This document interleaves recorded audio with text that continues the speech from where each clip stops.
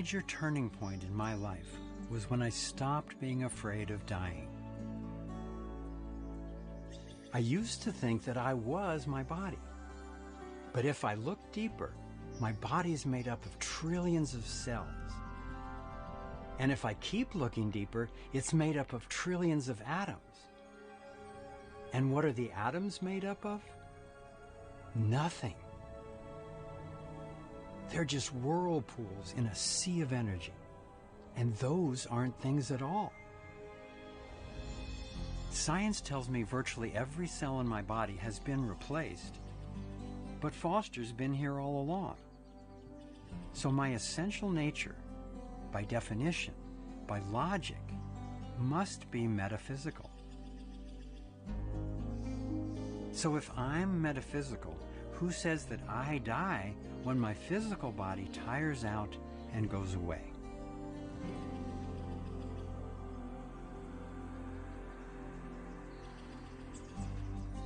That's not only an intellectual understanding. For me, it was an experience that I'm actually an antenna in a field of energy, tapping guidance from it, and then bringing that into this body and into this physical world to fulfill my purpose. This is where science and spirit, physics and metaphysics, all came together and fueled my journey of exploring the innovations and the technologies that reflect this understanding. This blending of science and metaphysics has been a key topic in our lives for years. It's based on an understanding of energy, how it moves and interacts in the cosmos. I believe this interactive web of organized energy is exactly what Albert Einstein was seeking, but never found: the unified field.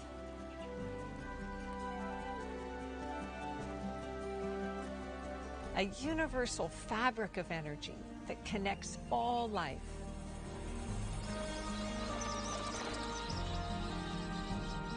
The scientific story we've lived with for the past 300 years, based largely on the theories of Isaac Newton, has changed radically.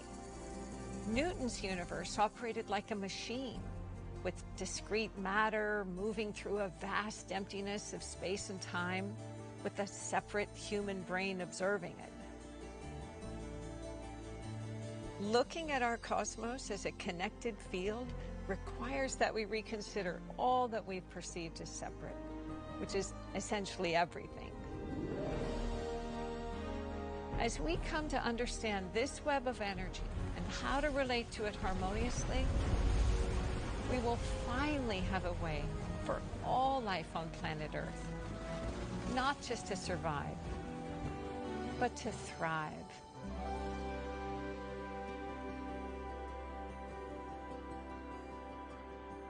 I'm Kimberly Carter Gamble. And I'm Foster Gamble. In 2011, Kimberly and I launched a film called Thrive: What on Earth Will It Take? The film has been translated into 27 languages and is now one of the most widely viewed documentaries in history. We connected the dots among seemingly disparate subjects, from an ancient cosmic code to cutting-edge physics, from rigged banking and political schemes to the suppression of new energy, holistic healing, and UFO phenomena. We unpacked what's in the way of humanity thriving and solution strategies for correcting the dangerous mess we're in. The patterns we highlighted are even more relevant in the wake of the global response to COVID-19. After the movie came out, we heard from over 1,000 innovators from all over the world. Scientists, inventors, medical doctors, and researchers who told us about their technologies, inventions, and insights. They claimed they had technologies that could do everything from cure cancer to access free energy. Clean, abundant electricity sourced straight from space. We knew they wouldn't all be legitimate, but we also knew that if just a few were what they claimed, it could completely transform our world. So we put together teams of engineers and doctors and other experts to travel with us to Africa, China, Thailand, Egypt, all through Europe, Costa Rica, Mexico, and all over the United States to find out what they had. Our attention shifted from possibilities to results. We weren't looking to make a sequel to Thrive, but the breakthroughs we saw were so profound that we knew we had to get this information out for others to see. With a gorgeous, abundant planet, fundamentally good people, and advanced technology, why are we in such a lethal predicament? Is there something that we're not aware of yet, the knowing of which would actually transform the quality of life on Earth and have us thriving? Let's find out.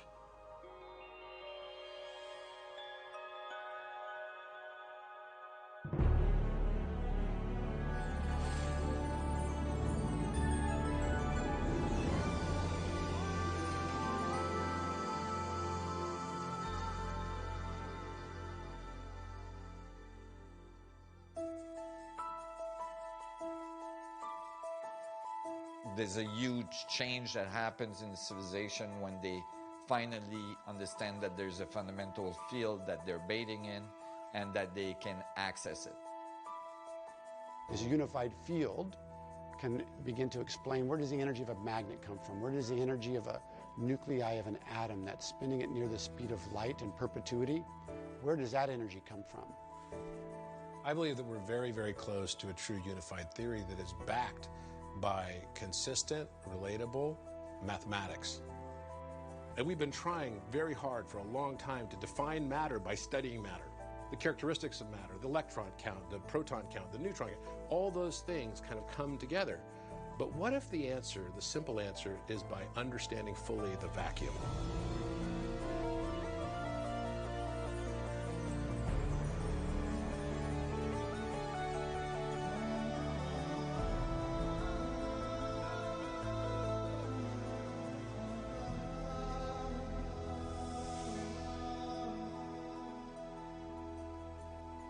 I've been studying the unified field and the phenomenon of accessing energy from it for more than 30 years. And since 1997, I've collaborated with cosmologist and inventor Nassim Haramein. He's probably more aware of the physics of how the universe works than anyone I've ever met, even though he was not traditionally schooled. I've seen him ridiculed and shunned by the traditional academic world, but I've just never seen him proven wrong. The space between you and I and the space between everything appears to be empty. We call it empty space commonly, but it's not. Space-time at a very specific scale of the Planck length is quantized with spherical units of Planck oscillators, billions of times smaller than the atom. You can think of it as like a fluid that permeates all space. It's a source of the gravitational field, it's a source of the electromagnetic field, it's a source of mass, it's the source of charge. So now we're starting to really understand the mechanics of it at a deeper level. What is possible is extracting energy from the ubiquium. It's all here. It's right here. That energy is here. We're not violating any second law of thermodynamics. We believe that the background energy of everything around us is full of power. And in a very, very small area, there's enough power to power our society for thousands of years. I believe that the new level of physics, the new level of technology that's emerging in the world, that's extracting energy from the fundamental field, are technologies that are finding a way to create a resonance link to this fundamental field. I call the primary technology that I'm developing to achieve gravity control the resonator. It is an instrument that's attempting to achieve high level of resonance coupling to the fundamental quantum field that's at the source of reality. Though the device is not finished yet, I think that they're working with the most advanced concept for accessing free energy from the unified field that I've ever seen or heard of. This device is built out of two coils that produces a magnetic field in the geometry of a double torus shape, and then it spins that field in coordinated rotation to create this singularity that hopefully couples to the vacuum, and that's what we believe it does to space-time. Inside the coil is a crystal container, which is spherical, that has plasma in it, and the plasma is forced to rotate with the electromagnetic field structure as we power up the coil. So we're basically making a little star inside a crystal ball. The idea is that eventually we can start the field geometry in the plasma inside the crystal ball and get it rotating, and when it's self-sustaining, open the coil, remove that. That becomes a self-sustaining device that can be running a spaceship or your car or your house while making you healthy. Basically mimic what the universe does when it builds a star or when it builds a galaxy.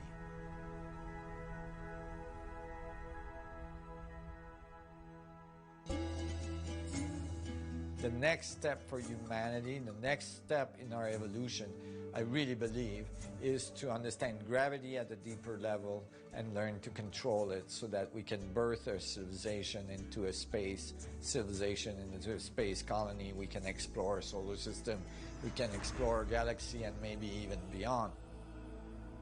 To me, resonance represents the new world that is emerging. Given how centralized energy can be used to manipulate and control people, and the dangerous and dirty ways corporations are extracting energy, we've been highly motivated to find alternatives. All the promising technologies we heard about were based on a common understanding that not only is everything energy, but that energy is always moving. That movement is called vibration, and frequency is the rate at which it's vibrating. When frequencies match in intensity, we get what's called resonance. We experience it as harmony. It sounds good, and it feels good.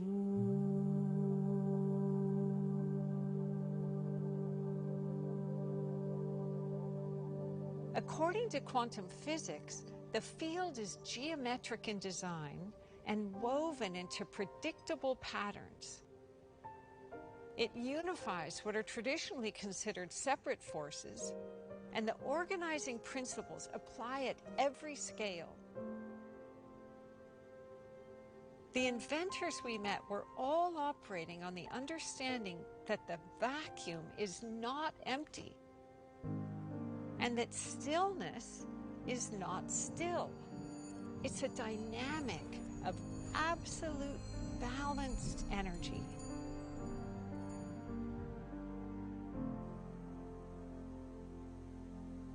When we bring together all the new discoveries and we take into consideration what they're telling us, it strongly suggests the existence of a geometric pattern.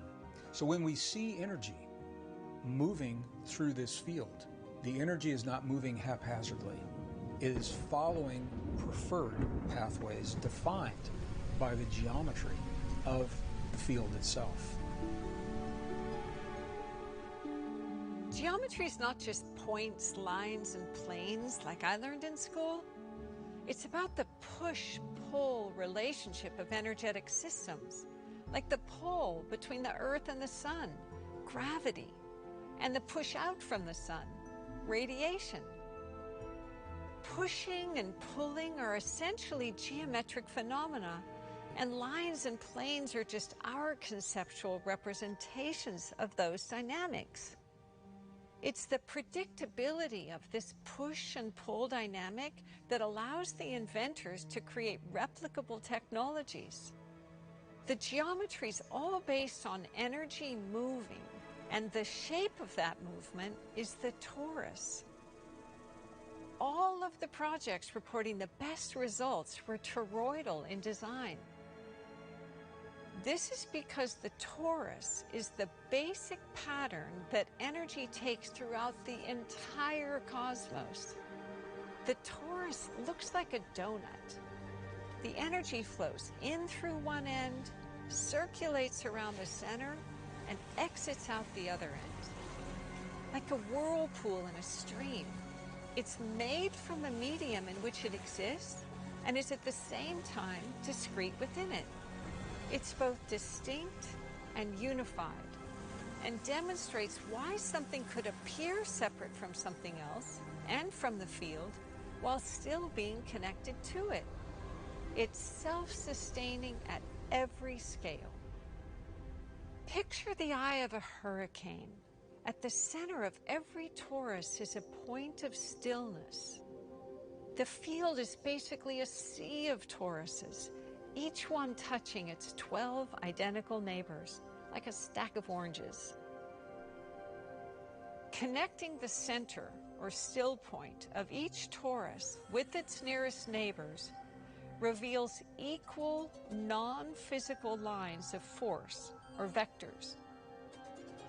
It's what visionary inventor and futurist Buckminster Fuller called the vector equilibrium.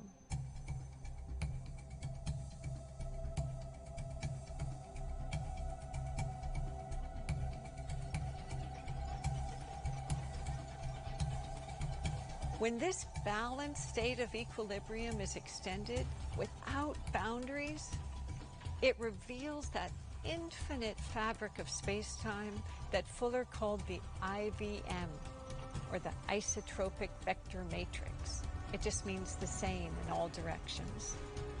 This is the web of life force that the inventors say is the source of the energy that they're tapping. Life as we know it arises through contraction and expansion, pulling and pushing. It finds stability in symmetries, sixfold, fivefold, fourfold, threefold. This pulsation of energy is what Bucky Fuller called the jitterbug, the dance of the cosmos. Fuller humbly noted on his poster that this dynamic may come to be identified as the unified field. So what is the unified field unifying? This is what Einstein was seeking until the day he died. He was looking for the unifying insight that reconciles the four supposedly separate forces in the universe: electromagnetism, the strong and weak nuclear forces, and gravity. According to emerging unified field theory, the dynamic of the torus provides this reconciliation. Electricity and magnetism used to be seen as separate forces, and we now know they're part of one dynamic called electromagnetism. Understanding this unification was what enabled Michael Faraday to invent the electric motor. What if gravity and the strong and weak forces are not separate, but are also part of the toroidal dynamic? What new technologies can emerge from that understanding? Nassim Haramein has postulated that gravity and the strong and weak nuclear forces are dynamics of how energy moves in the toroidal flow. In this light, gravity is a function of a whole field of infinitesimal spinning toruses being drawn towards larger concentrations of toruses that make up larger masses, as the moon is pulled to the Earth and the Earth is drawn to the sun.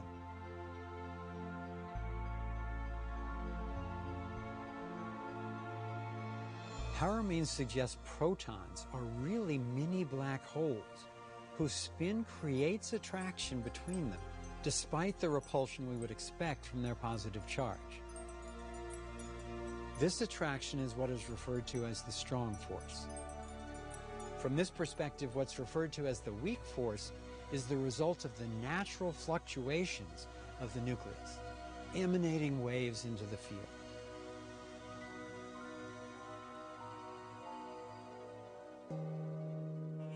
Unifying the four forces reminds me of the fabled blind men holding on to different parts of the elephant and describing it as a rope or a tree or a snake. The elephant in this case is the toroidal energy dynamic of the unified field. Using the smallest measure, a single wave of light he calls the Planck spherical unit, and postulating that its form is toroidal, Paramin predicted that this dynamic is operating at every scale.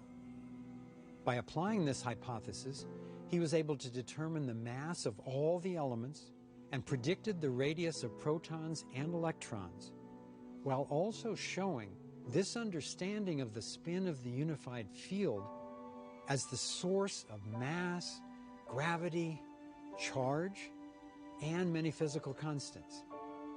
All of this with unprecedented accuracy. Why does the proton matter?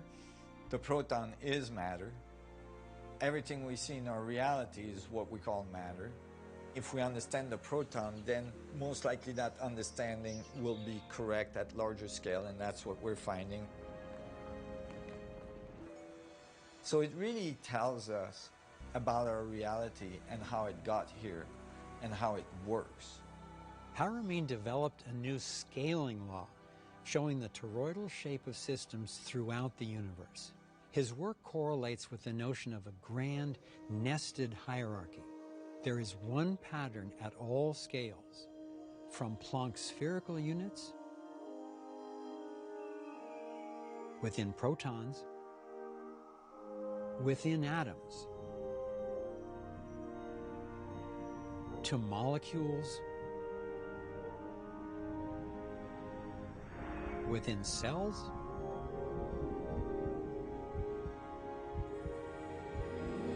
organisms, within planets,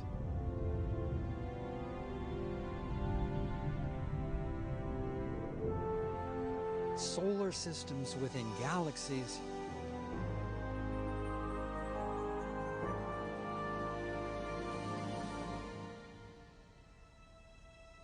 within a vast field of galactic clusters.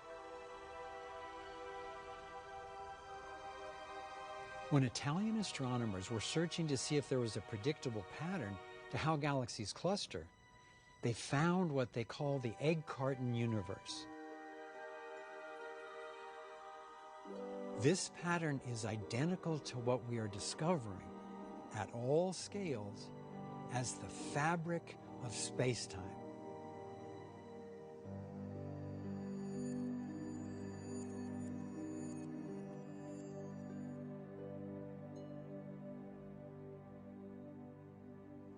The way to access this source field of energy appears to be through stillness, sometimes called the 0 point. Stillness is not static. It's a state of harmonic resonance, a rhythmic, balanced interchange of energy. With energy frequencies, the state of complete balance functions like a straw. It intersects with the stillness at the center of each torus in the field, tapping into its pure potential. Stillness is a portal for accessing boundless electricity, developing healing technologies, expanding consciousness, or simply finding peace of mind. Energy moving creates sound, only some of which is in our human range of hearing. The unified field theory proposes that sound waves at different frequencies are what shape energy from the field into matter We can see this phenomenon unfold in nature when sound waves interact with any form of matter, for example, fluid or sand. Acoustic pressure reliably creates specific, predictable patterns.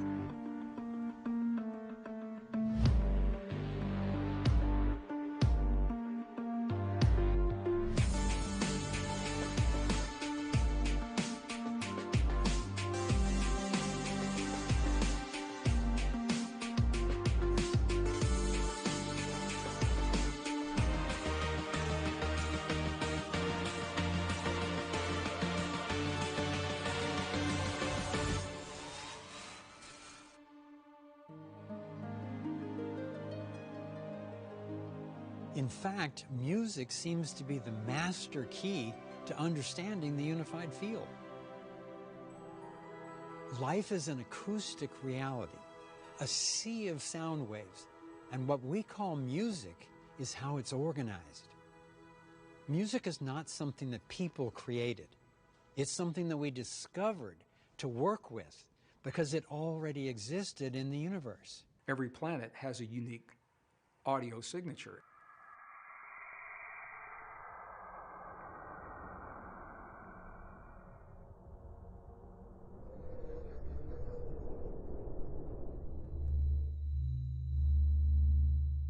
There's a beautiful recording of the sound of the magnetic field of our Earth being strummed like the strings of a guitar by the solar wind that is coming from our sun.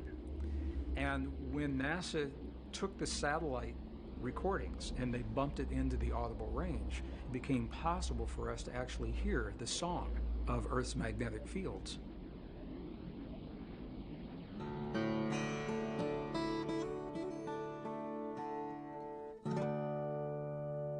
Energy waves at all scales follow the same harmonic principles as music: octaves, intervals, and tuning.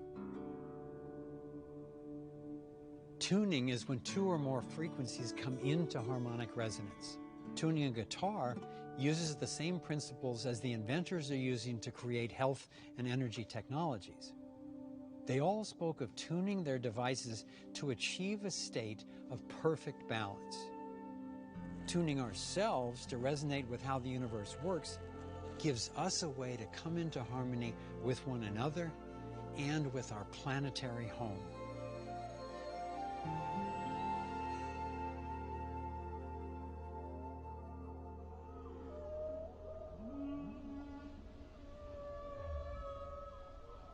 Music literally is the universal language.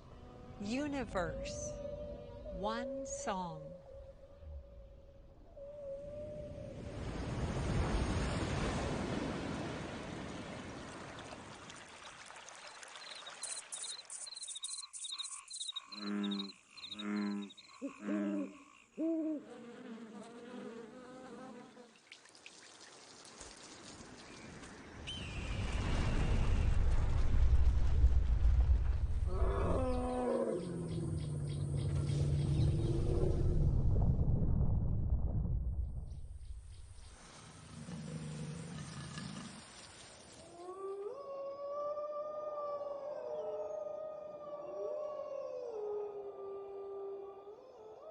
The insight that the cosmos unfolds with predictable order provides a revolutionary context for reality itself.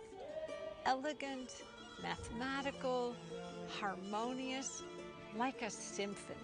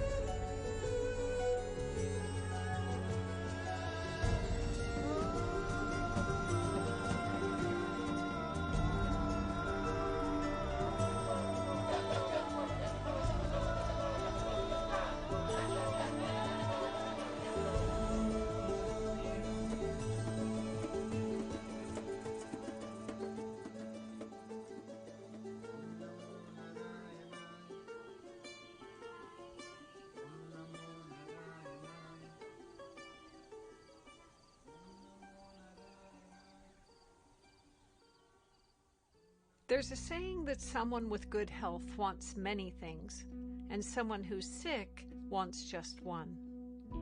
Being healthy is not just a personal prerequisite, as became painfully clear with the pandemic-induced collapse of 2020.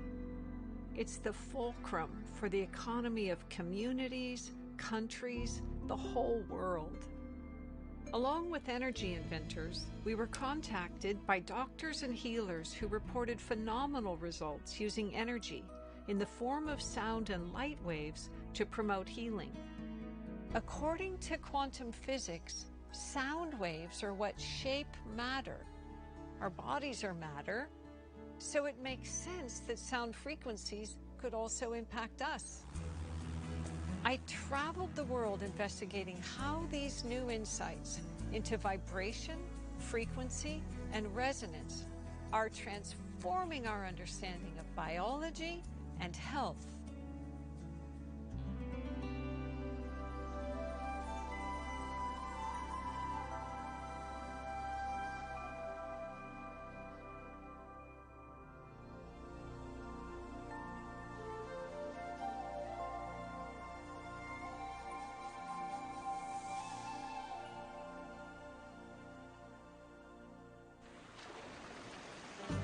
Health to me is clear communication between an individual and the unified field. We have billions of chemical reactions happening in each of our trillions of cells every second. And they're happening in a coordinated manner, sometimes faster than the speed of light. What's responsible for that communication and coordination and connection? The field. Humanity has been given an idea that there are two realms to the universe, a physical, mechanical realm, the material things that we see, as well as an invisible realm. In a Newtonian world, only physical things can affect a physical body, and that led to the development and evolution of the pharmaceutical industry, which sells chemicals to affect our body. And then we find out from quantum physics that energy signals are profoundly more effective in controlling biology than matter. Chemistry, by its definition, is always associated with side effects. They're not side effects, they're direct effects. 300,000 people die every year in America from taking prescription drugs. If you're sitting around a table with 3 women, one of you is taking an antidepressant. We have half of Americans today opening up to 4 prescription bottles every day. But when you learn more about what the evidence actually suggests around how well these medications really work and how potentially harmful they can be, you might begin to think, there could be a better way. If instead of suppressing symptoms, our goal is healing, what would be different? All of the health innovators who I met related to the body with respect and to symptoms with curiosity. It's feedback. What's our body telling us is out of order?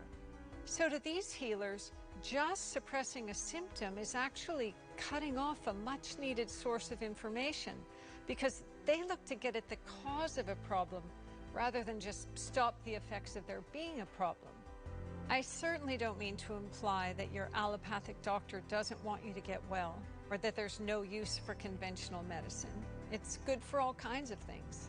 It's that the doctors don't even have access to the full range of options.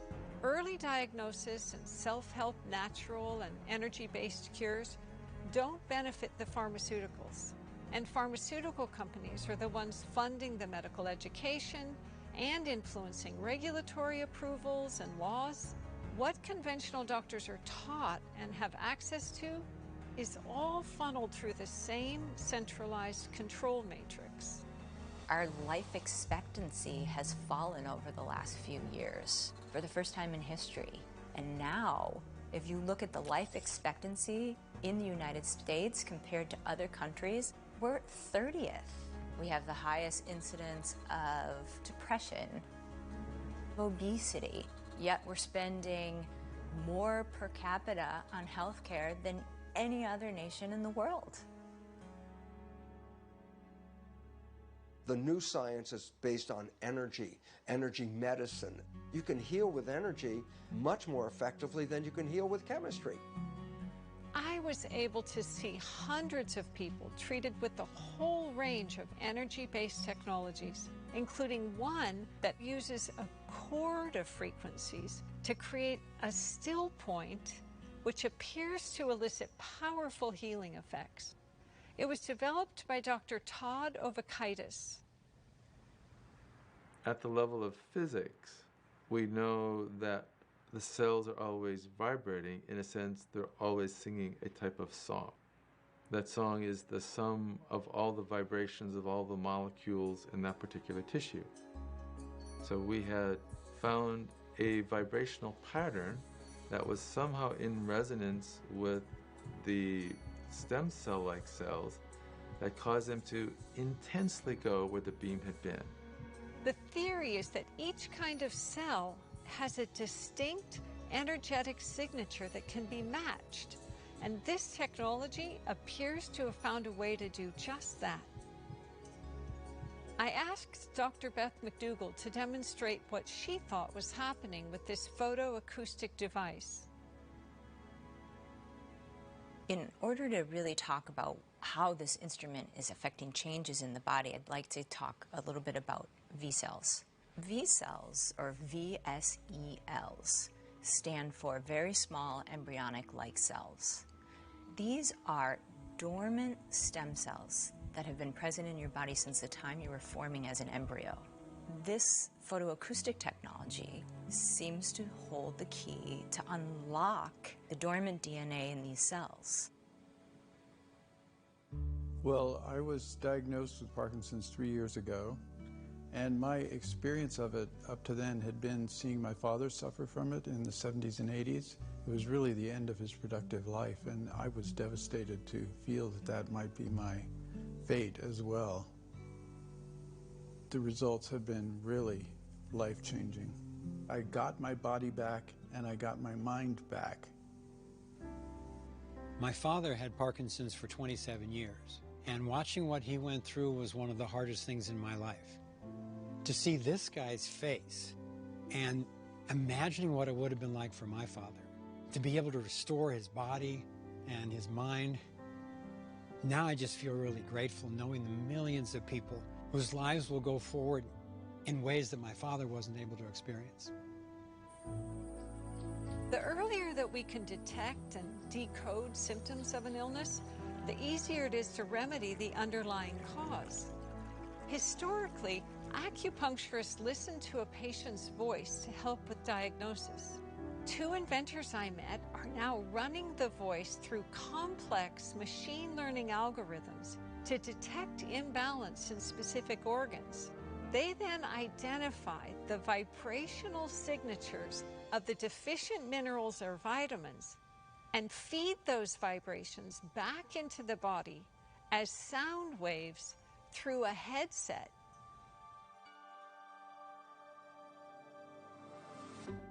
All of the nervous impulses in the body are coming together through the vagus nerve and are being emitted by the voice, which is like the speaker, where the nerves are like the speaker wire.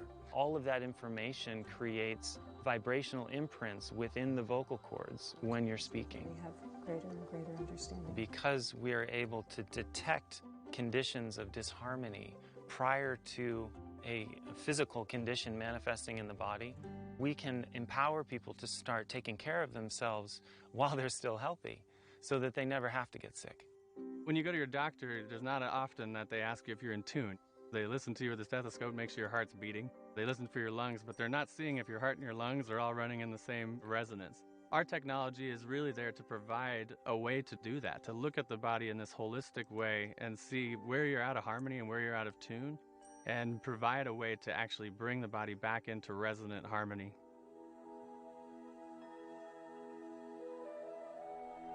In my travels, I came across a team who reported fabulous results remedying all kinds of diseases by alkalizing the cellular environment.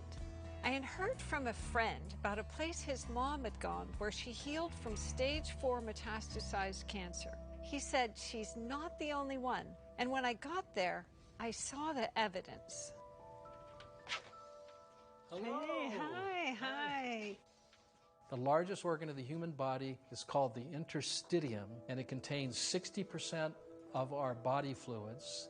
And this is what needs to be measured both in its pH and its chemistry in order to determine the actual health of the human body. So why doctors use only information from the blood for the diagnosis and completely ignore interstitial fluid? Dr. Galina Migalko and Robert Young use a combination of live blood cell, thermogram, sonogram, and other modalities. One device Dr. Migalko uses is the bioelectric scan, which measures the electrical charge of cell fluid. When we do interstitial fluid scans, which is the electrical potential of your cells, we look at it like your battery on your phone. The vitality of the charge reveals a lot about the cell's capacity to communicate. Salt is an electrical conductor, and cells communicate through electrical impulses. According to Dr. Migalko and Young, disease, including cancer, arises when the fluid in the interstitium loses its alkalinity, its salt and minerals, and becomes too acidic for the cells to communicate effectively, to stay in balance. Cancer is not a disease of the cells, but it's a condition of the cells as an expression of what's happening in the internal fluids of the body. So cancer can be explained as a condition. So I like to use it as an adjective. Cancer is a cancerous condition of the cell. This team's treatment is simple, affordable, and it has spectacular results. People came to Young Center from all over the world based on word of mouth. Out of more than 320 people using this protocol, 96% successfully resolved stages 1, 2, and 3 cancers, and 81% successfully reversed their stage 4 cancer. I was diagnosed in February of 2012 with stage 3 breast cancer. I came to the ranch, and within 2 weeks I'd lost 15 pounds, and my tumor that was at 3.18 reduced in size to 1.1. After 9 weeks, my tumor was completely gone. It took me about 3 months to reverse the colon cancer and the esophageal cancer.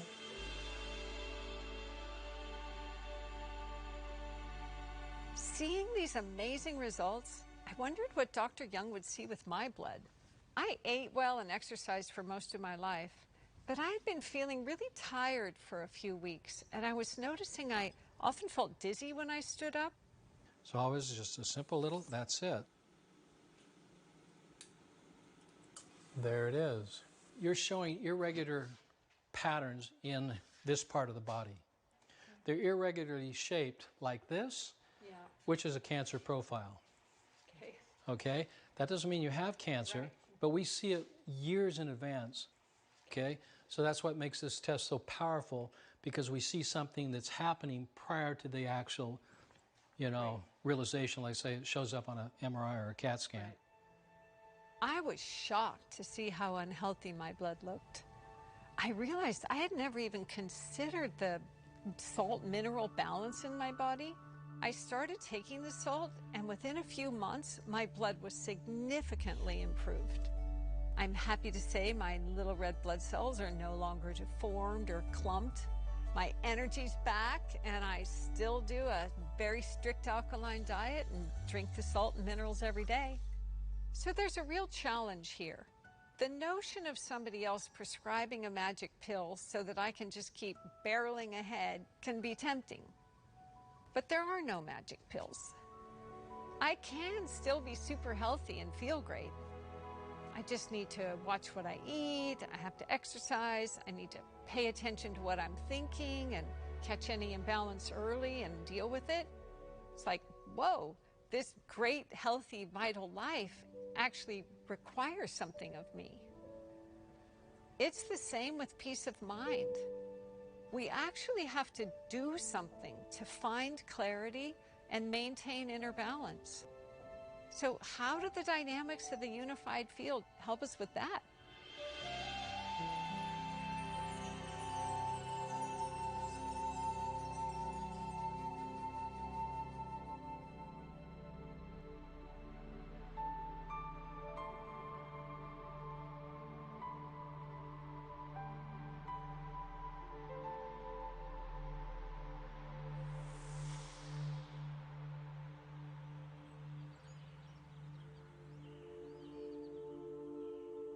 Consciousness is information.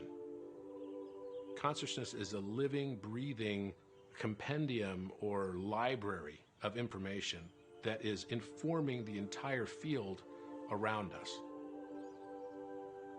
Not just here in front of us, locally, but distally as well. That consciousness has an organization. It has a pattern to it.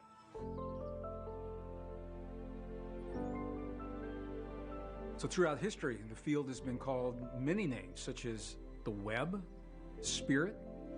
It's been called the source, the one, the divine matrix. It's been called consciousness, God. These are shared in poetic terms thousands of years ago, but they're actually very accurately describing what the best science of the modern world is now discovering. We are in constant communication with this field. There's a dialogue that we may or may not recognize. We are speaking to the field, and the field is responding to us every moment of every day of our lives. On my trips through Central America, I encountered scientists, healers, and shamans who described interacting with the unified field to heal the mind and transform consciousness.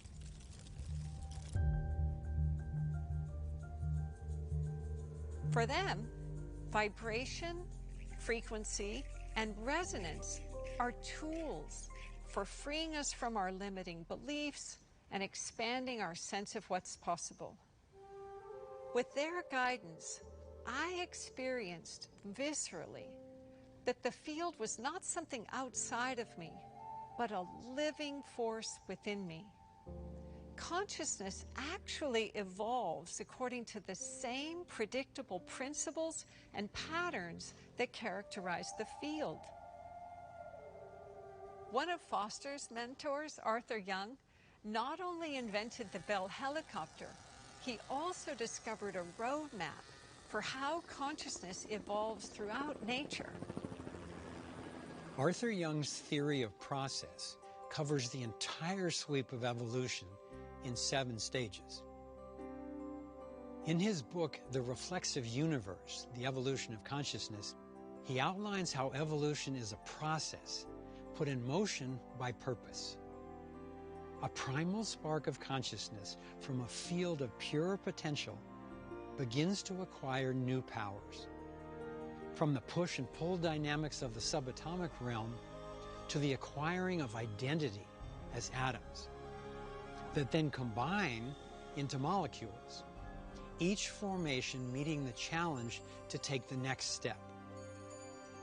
It was when the molecule mastered temperature, a way to balance its inner and outer environments as cells, that life as we know it was born, a game changer. When cells mastered growth, plants were born. Then life, mastering mobility, created animals. And then, meeting the challenge of self-awareness, became human, became us. At each stage, a new challenge and a new capacity. Our human challenge, like that of the molecule, is to balance our inner and outer worlds, to come into harmony with ourselves, with each other, and with our environment. I believe that when we pass this test, what awaits us is a new freedom and creativity, the likes of which we can hardly imagine. Purpose is what drives the whole story. This is why knowing our purpose and aligning it with the dynamics of the field is so important. It can help us transcend the human conflicts that have taken us to the brink of self-destruction. Over the years, we've found powerful tools for evolving human consciousness. One of the most direct ways to tune ourselves to the field is with brainwave biofeedback. For many years, I worked with Dr. James Hart and his BioCybernaut technology. We did neural feedback research and training, teaching people how to reduce stress and to increase focus, healing, and intuition by getting real-time feedback on the frequencies of their brain. The brainwaves of most mammals, including humans, resonate at a particular frequency when at rest but still alert. We're riding on a wave that scientists call the Schumann resonance, a frequency field surrounding the planet, vibrating at around 8 cycles per second. It's sometimes called the heartbeat of the Earth. It's like a still point, a portal between our inner and our outer worlds. Time and again, we observed yogis, Zen and Qigong masters, and proven psychics as they passed through that portal, remained awake and aware, and changed their states of consciousness the way most of us would switch channels on our TV.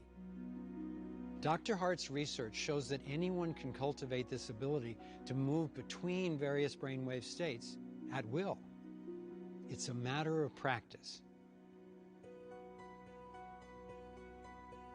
The notion that we're in a constant dialogue with the field helps explain how virtually all the scientists, doctors, philosophers, and shamans we met described getting profound insights, what they called downloads, in dreams, meditation, near-death experiences, or times of extreme focus.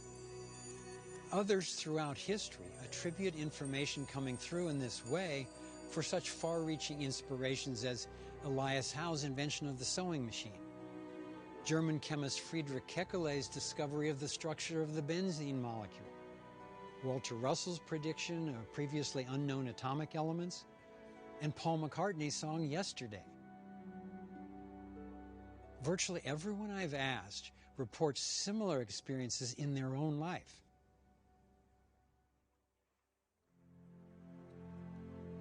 For centuries, people have used meditation and prayer to access deeper awareness and connection to the divine.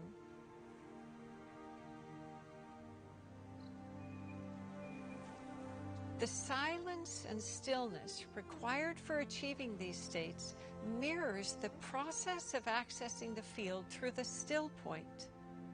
Just as with energy and health technologies, personal stillness works like a straw to draw on the unified field and bring its infinite possibilities into our lives. Someone who's profoundly helped me to become more adept at finding my own stillness is my dear friend and teacher, Mitra Politi. Meditation and prayer. In the essence of it, they are leading to the same place. It's a connection with Source. And then there is equilibrium. There is a meeting point between the divinity of the field to the divinity of oneself. Within meditation, for me, there is few major benefits. One is to reflect where I'm at with my actions and with my thoughts and with my feelings. Second, to bring a more soft dialogue between me and myself. And eventually to connect back to the Creator, to connect back to all that there is. Through that process, there is a thin zero point. Is the sound of silence that puts everything back into the place. You know? That is a great practice to bring to anything. That is a great practice to have as an ally. It's a great practice to keep us evolving in the right direction. There's a lot of evidence that the field is responsive to the power of attention as well as to the power of intention. Two guides I met along my travels were Regan Hillier and Juan Pablo Barahona, who take a whole systems approach to helping people manifest what they want in their lives. in the activation work that we do, it all starts from within.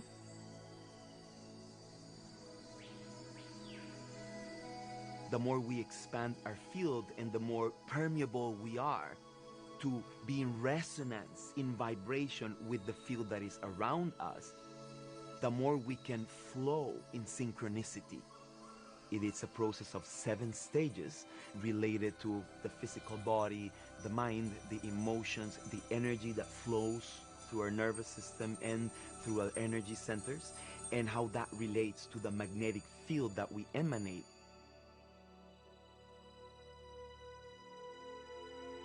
We don't always get in life what we dream about, but we do get what we tolerate. You see, if everyone got what they dream about, then everyone's dreams would instantly be here right now. But we do receive our minimum standard. That's a guarantee. So when I'm working with people, I'm always asking them, what's your dream? What's your vision? And we're connecting with that. But then we're looking at, what is your current reality? Because your current reality is a direct reflection of everything that you're tolerating right now. When we look around the world at our current reality, what are we tolerating? Why?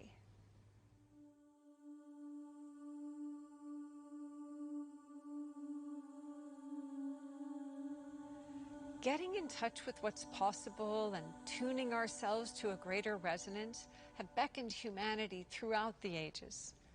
One method used all over the world is breath meditation.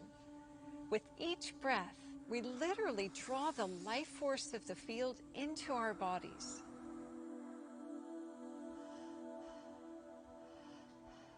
So many of us have no idea how we're breathing at all. And the number one way that we can control our experience is to pay attention to our breath. Fear, sadness, stress, all of these things that cause illness or even just like physical pain, all of that, those are like low frequency energies that we carry in our field. So just by using your breath, by bringing in more oxygen, you kind of create this high frequency circuit that literally can change your electromagnetic field. When I was in Central America checking out health technologies, I visited an extraordinary healing center called Rhythmia, where I was introduced to plant medicine. For thousands of years, indigenous people have used various plant medicines, including ayahuasca. When ingested in a sacred ceremony, these natural substances can create an altered state of consciousness that's conducive to physical, emotional, and spiritual breakthroughs.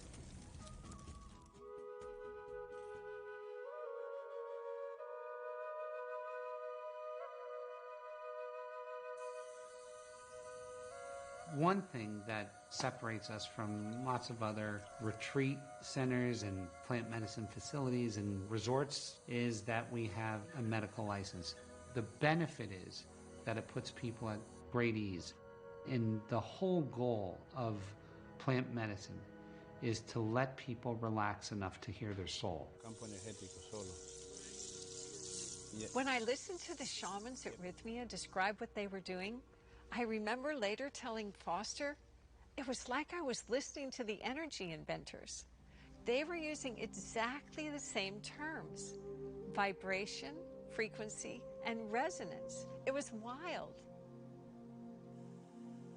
En las curaciones, digamos, cuando nosotros estamos en una conexión con los espíritus y la naturaleza, es una frecuencia muy alta. Entonces, cuando nosotros hacemos las curaciones, nos centramos, digamos, en esa frecuencia, como toda esa energía, entonces nosotros llegamos a ese principio de origen, donde desde ahí nosotros miramos muchos patrones. Así mismo nosotros hacemos los cantos, las curaciones para limpiar todo, digamos, todo el campo energético para que todo de ahí para adelante sea hermoso, algo dulce, digamos, para la vida. As my teacher explains, we humans, we're based on sound, we're energy. So when we do healing, there's a block in the frequency, something's not matching up. And when we apply the song or the prayer, there's the counter frequency there to bring balance or resonance within that person's energetic field.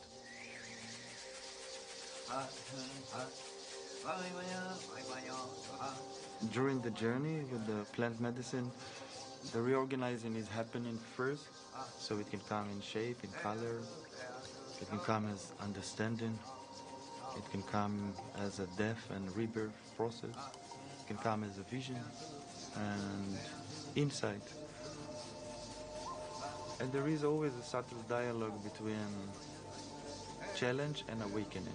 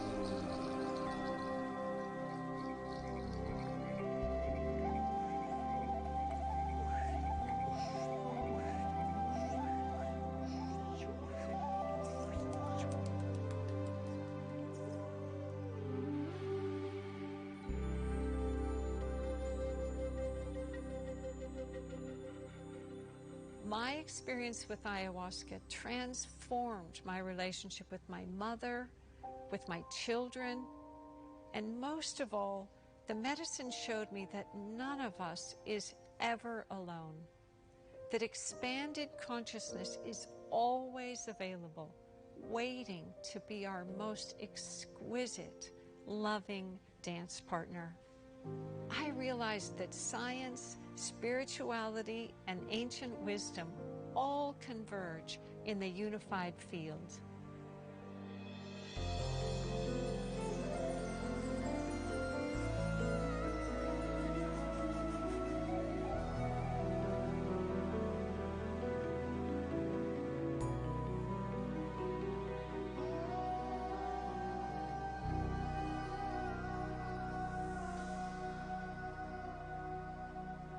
The same ingenuity and radical thinking that we experienced in the realms of health and consciousness, we also encountered in the world of energy.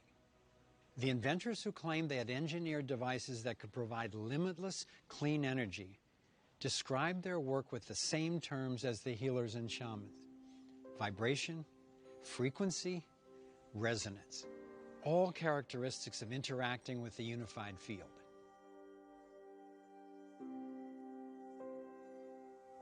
By looking at mathematics and music and art and science, physics, as all part of one continuum of awareness and understanding, we can tackle the big problems.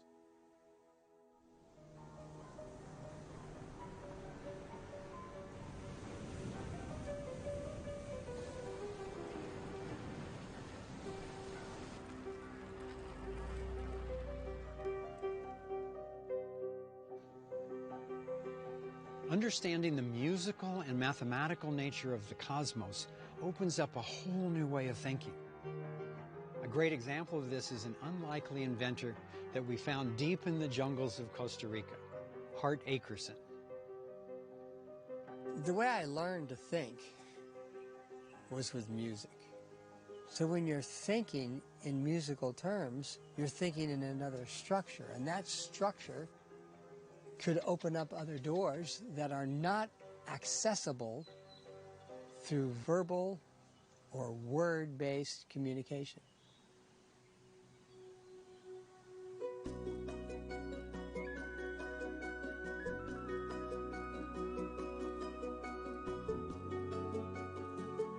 The core issue of our whole civilization, the core reason for non-sustainability comes from centralization.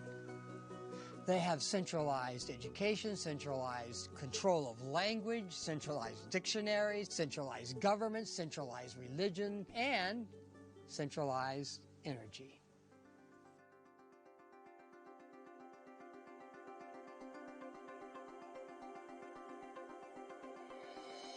You turn on a light switch in your house, you click the switch, the light comes on. What really happened? What really happened is maybe 100 miles away, there's a large generator producing enough electricity for hundreds of thousands of houses. It comes out of that generator and gets transmitted with wires at probably 100,000 volts. Then it goes into your house, through your breaker box, through the meter that the grid company has there, and goes through your switch, which has just completed the circuit, so that it can go through your light bulb and make the light come on. That requires an enormous amount of maintenance and capital expense to do that. So now we're contrasting it to a house that has a transverter solar system. That means in the utility room, there's some electronic boxes with transverter stuff in them, and there's some batteries, and the roof, there's some solar panels, and you also have a connection to the grid. So when you throw that switch, it completes the circuit, but it comes right from the transverter. And it immediately has access to the energy from its batteries, the solar panels, the grid, and maybe your next door neighbor. The grid's importance all of a sudden has been demoted. It's just one of many possible sources.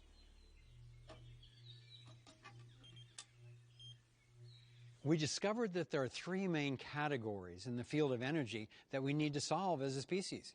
One of them is generation of energy, how we get it.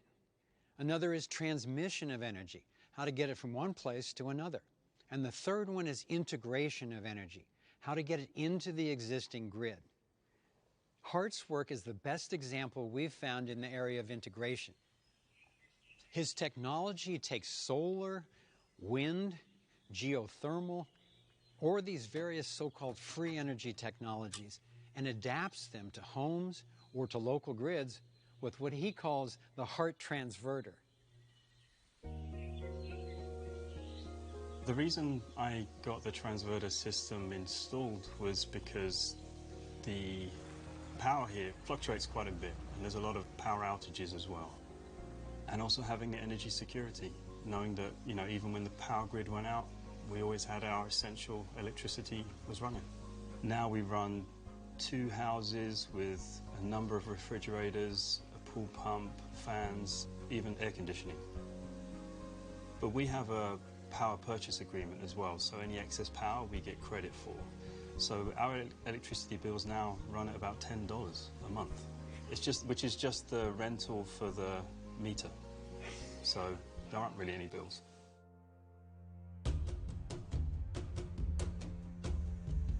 It's a microgrid node, so it's capable of sharing with its neighbors, and its neighbors can cluster together in larger microgrids and share with other clusters.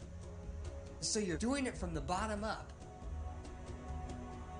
Your core thing is the individual home, and it can work up to where you support an entire civilization.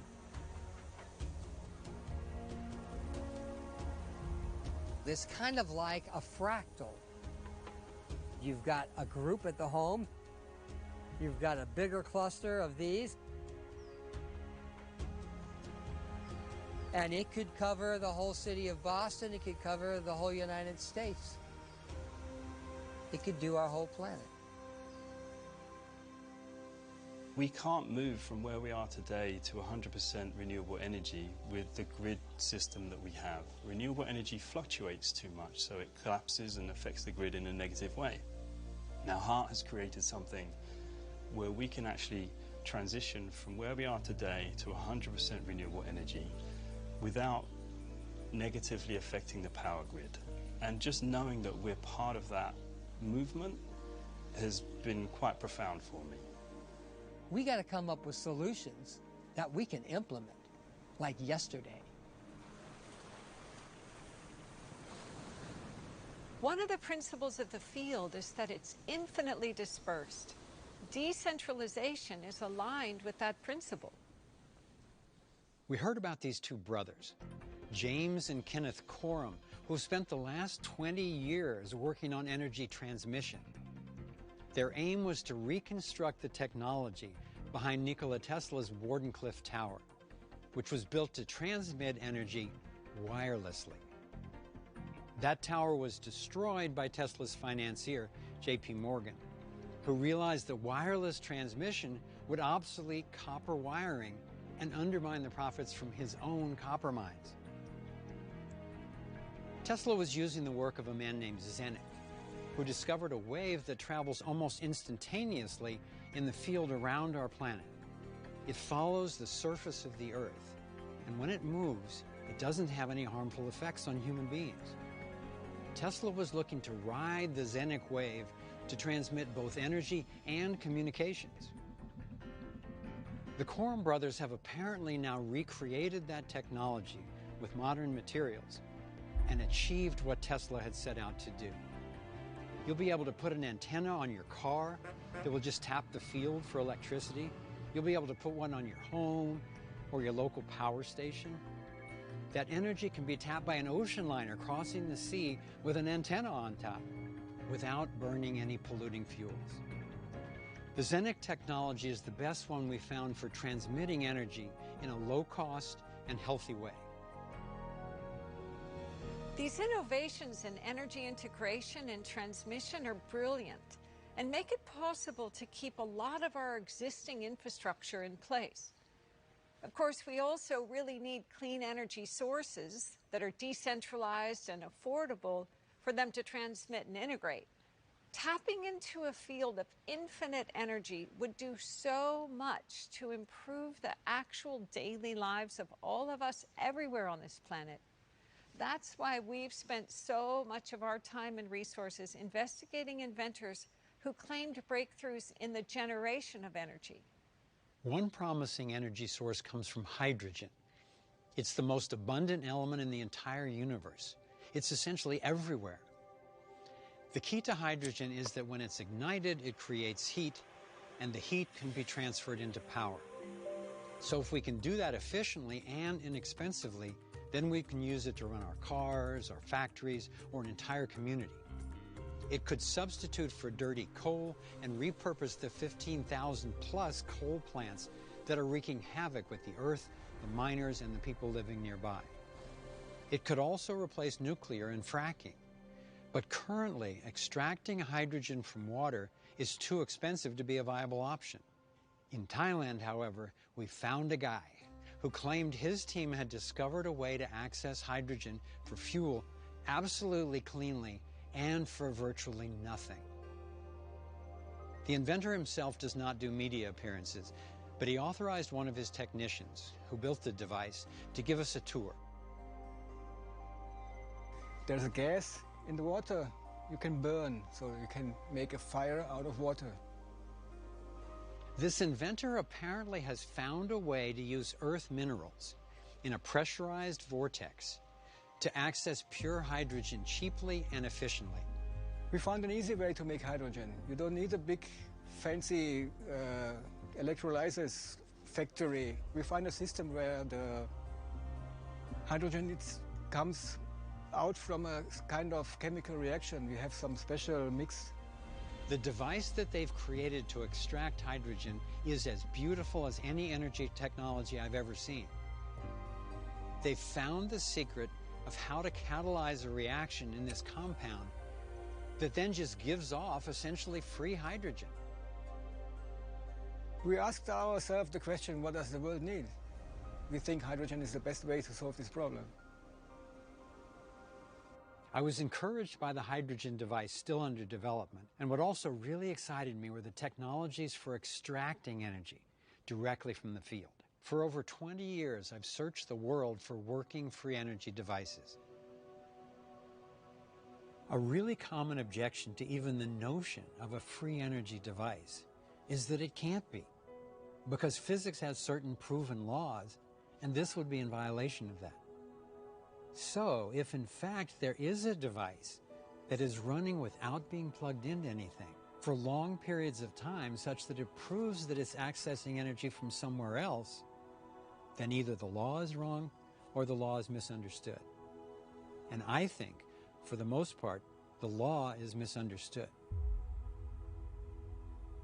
The first law of thermodynamics states that an isolated energy-producing system can't generate more energy than goes into it. This may be correct within closed systems, but atoms, suns, galaxies, and the cosmos itself, like the magnet on your refrigerator, are open systems. The successful devices we are seeing are specifically designed as open, not isolated systems. So the limitations of the first law don't apply when it comes to accessing energy from one realm to another.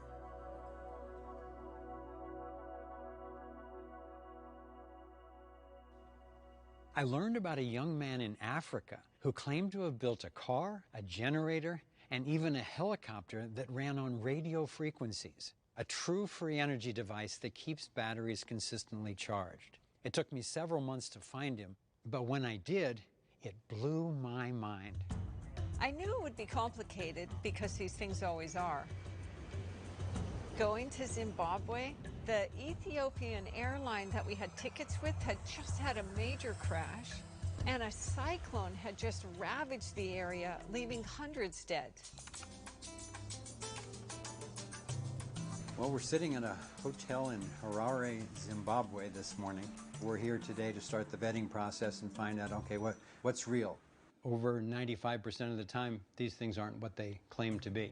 This time we took engineer Nils Rognerud to assist with the vetting. When Nils and I arrived and met Maxwell, I was very impressed with just what a gentle, true-seeming soul he was. And then the next morning, we went to see the device, and he gave us a full tour. I was practically ecstatic. It was such a beautiful, elegant device. What we're looking at is called the green power off-grid machine.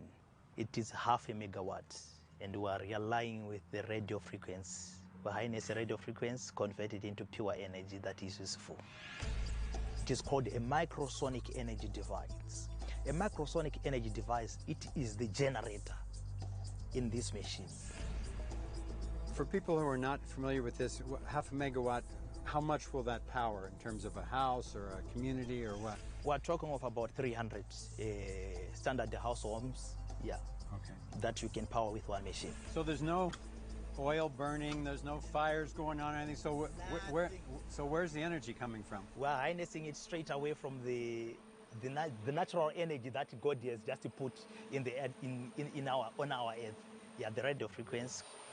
So nothing unusual, but the main point is that a meter away there's no frequencies being transmitted from a microwave tower next to the park we're standing in. It's a poignant day for us here, and amidst the excitement of seeing this for the first time, a couple of strangers showed up on the site where we were being shown these devices, and Maxwell, the inventor, took us aside as soon as he could and said, these guys are from the government, and I didn't know they were coming.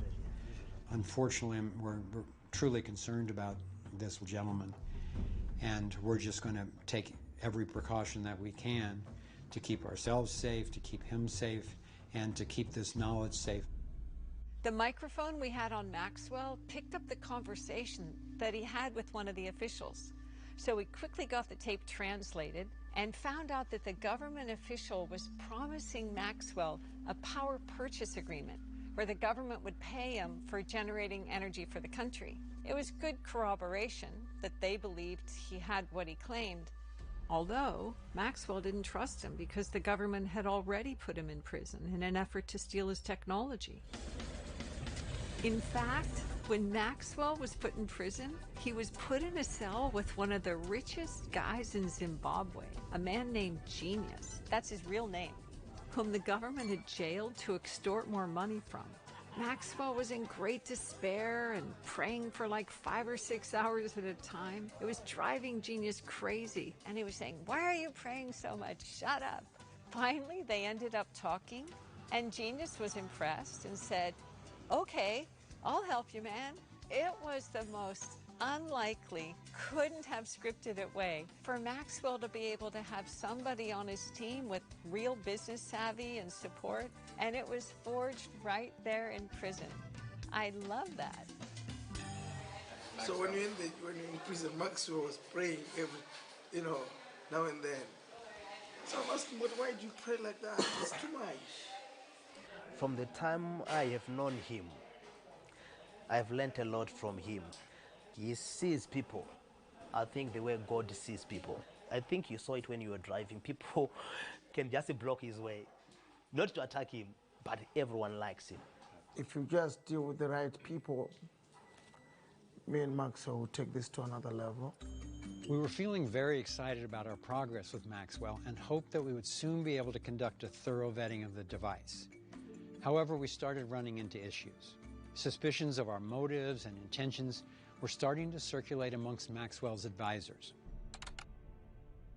So Maxwell sent this note saying, "Hi Foster, we have talked and I'm advised that the further tests you requested won't be possible because of a number of issues such as 1. Where it's intended to be used, if on investors." The single most important thing of all this to me is we do the duration test so we find out, do we think that this technology is real as claimed or not? Absolutely.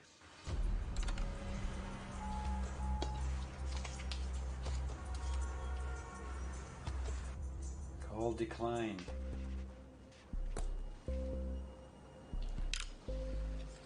Okay then. So I'm trying to get in touch with Maxwell because we're down to our last day once again. In the next few hours, we need to make a decision. Are we going to change reservations once again and stay over, which is going to be a real hit on our budget? But this is what it takes.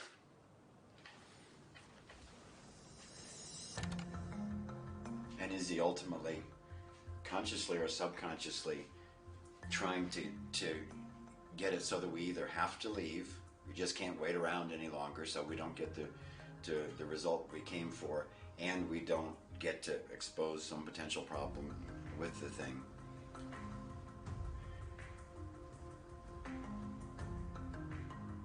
I don't know either. For me, the low point of that whole trip to Zimbabwe was when we had been waiting in the hotel room for a number of days, and we were getting these texts with kind of false accusations and suspicions. And then one came in and said, "When's your plane?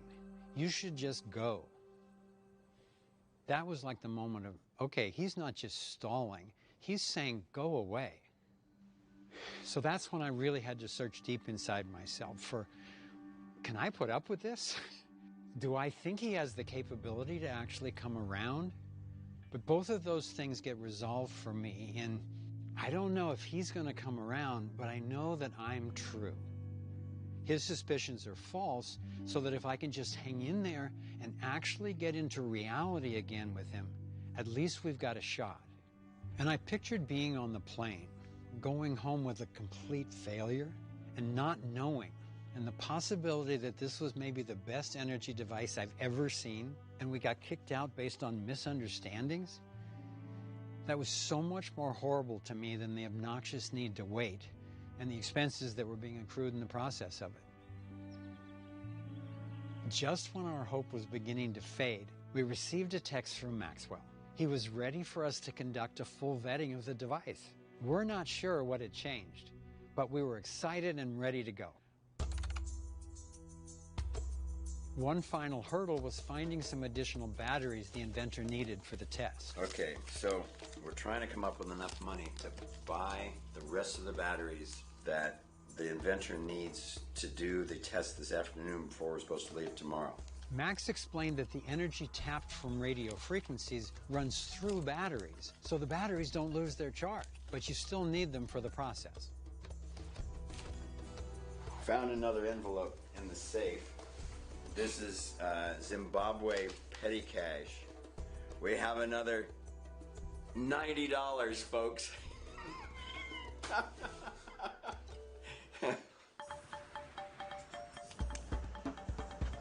Biggest boss. Biggest friend. Thank you so much for helping us out today. This is the big day. Yeah, what we're doing today will be so important for Maxwell and for you with other people who are interested in the technology. Ultimately, they need to know that it lasts long enough to prove what the device does. And then also, Nils will be measuring the voltage of the batteries during the test, and that will reveal whether it's what he has claimed or not. So I'm sitting here in Mr. Genius's office. We've just taken the next step toward getting this vetting done because they didn't have the right batteries. They didn't have enough batteries in the device to do the duration tests that we need. The inventor did not have enough cash to buy all the new batteries, so we needed to get cash, and you cannot get cash out of banks or currency shops or anything in Zimbabwe right now. So fortunately, Mr. Genius said, come to my office and we can swipe a credit card and get you the cash and take you over and get you the batteries. So that transaction has taken place with a little extra drama. We're home free to the next step anyway.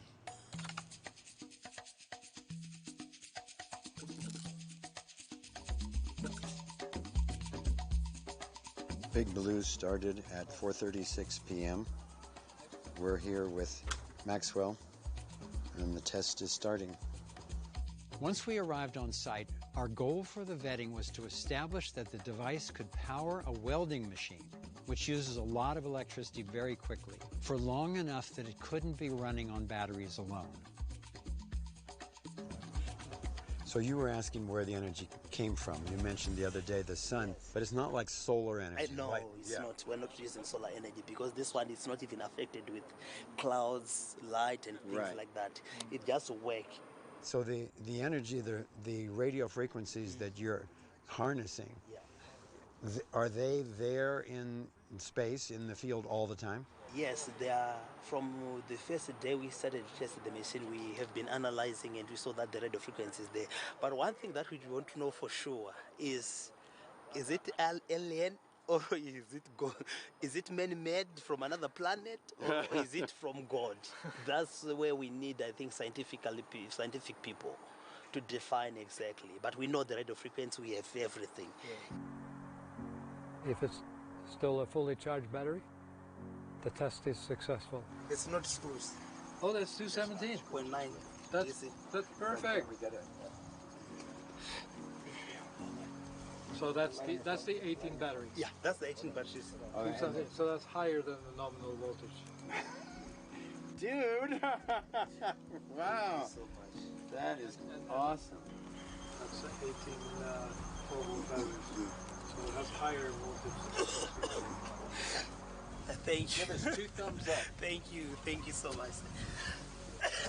One final check of the battery voltage revealed a shocking result. Not only had the machine outlasted the expected battery life, but the batteries were still fully charged. This proved that the device was being powered from an unknown energy source. Thank you.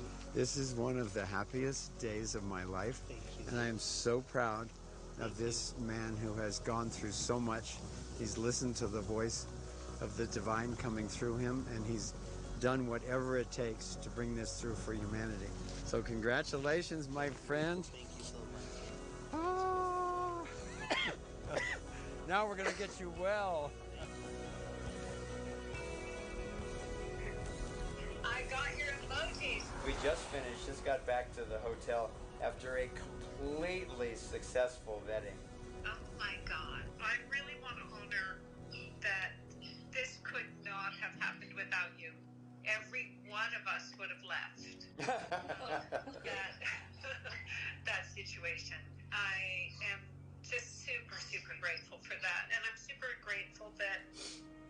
opportunity for people to see it because it helps people so much to know what's possible.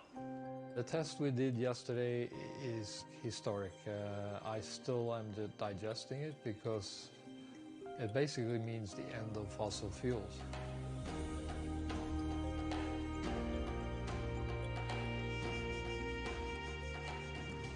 I'd say the main thing that I have learned personally from this trip, it's more a reinforcement of something that I know, but, you know, doubt now and then, is that whatever the question, the answer is always more love. Because our relationship with this inventor was on the rocks. You know, it was tempting to just say, hey, I came to help you. If you don't want it, we're out of here.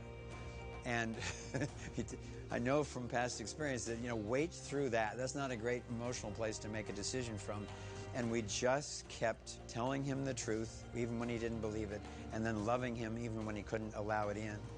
And at the end, being with us, he could see that number one, our motives were true, and number two, we were treating him with love. We've spent the last 8 years traveling the globe in search of insights and technologies that could radically transform our world. And we found them. So why don't we all have access to these promising breakthroughs?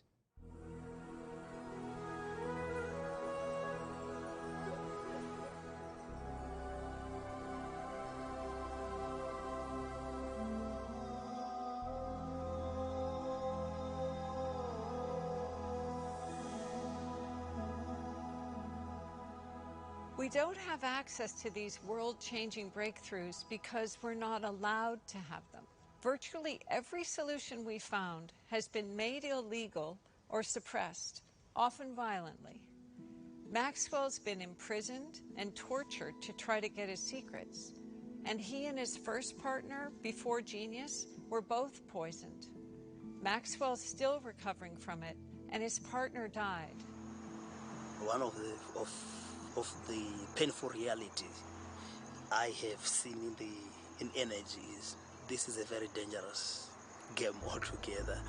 Yeah, especially free energy, because you know, as I said, if they can try to kill it using professional people, and that has happened to me. I went through a lot, poisons, like I'm saying right now. I'm fighting it. They come to you, then they said, no, you mustn't do this. When they see that, you know, you're not giving up, then they can just frame you. Then they can say, no, you have done ABC. My prayer is this thing must see the light of the day.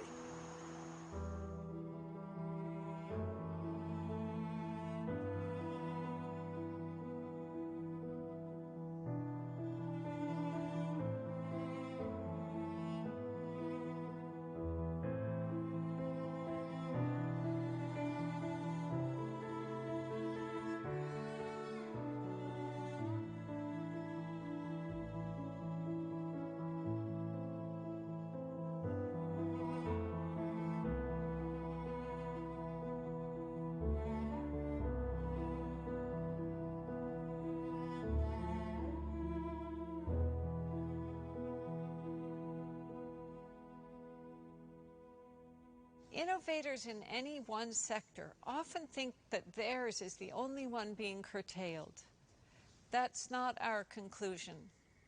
Dr. Young, whose non-pharmaceutical healing treatments were simple and effective, has also been imprisoned. This is the spot where I was arrested.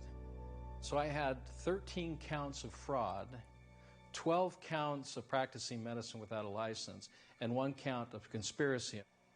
I was found guilty on 2 charges of practicing medicine without a license. So out of those 320 clients, I was found guilty on practicing medicine. The one was changing an IV, and the other one was removing an IV bag.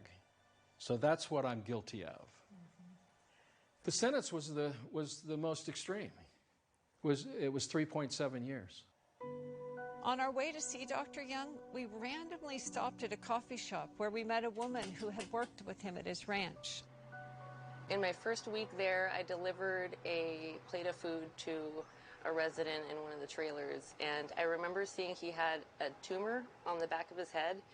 After about a month or two, he had checked out. He was ready to go home, and there was nothing but a smooth piece of gauze there, like it had just melted away.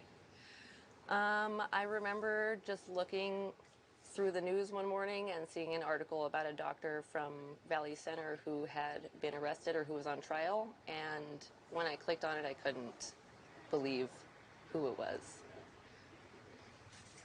It just seemed, it makes me feel a bit emotional, actually. It seemed very wrong for somebody who just wanted to heal and help people to be put through that.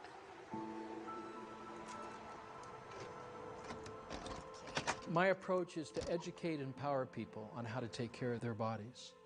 It's a self-care program. That we can have a debate is important. That we can talk about this openly without being threatened on either side. When we first heard about Dr. Young, I looked him up on the internet, and it made him look like such a quack. I called my friend who had initially turned me on to him to say, what's up with this guy? And he said, look, I traveled with him for a year and watched a lot of people, including my mother, heal from stage 4 metastasized cancer. You have to check him out. It's totally humbling to see how impactful it is when slander is used to marginalize these breakthroughs. Even I fell into it, and I've been slandered myself. So why, and by whom, are these innovations being suppressed? Is this just random bullying and corruption? According to our research, transformative breakthroughs in every sector are being systematically stifled in order to centralize authority. In our previous Thrive film, we detailed our conclusion that this suppression is the result of a well-organized agenda that is carried out through systems put in place at the highest levels of banking, government, medicine, food, energy, and information. Our investigations confirm that those seeking world domination, sometimes referred to as the globalist cabal, have the goal to suppress innovations in order to manipulate what we have, what we know, and what we do. Their agenda is not a thriving world for everyone, but global control by an elite few.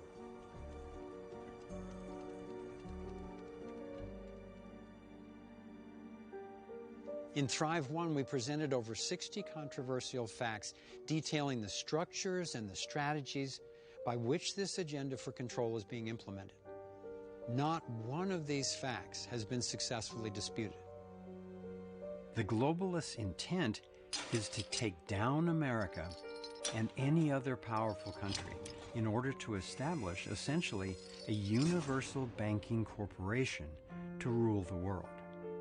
The agenda is playing out like clockwork as we navigate the measures put in place as a result of the coronavirus. Abiding by new government mandates makes sense to most people to protect against the spread of what we're told is an extremely contagious disease. But giving up rights has profound consequences under any circumstances. In fact, claiming our rights is at the core of our ability to get breakthrough innovations out, to create vibrant local communities, and even to choose what we do with our own bodies. How does someone get a right? Who gives it? Who takes it away? The question of rights really revolves around the issue of authority. Authority means the right to rule, not just the ability to control somebody, but the right to forcibly dominate other people. So how does somebody get this legal authority, this right?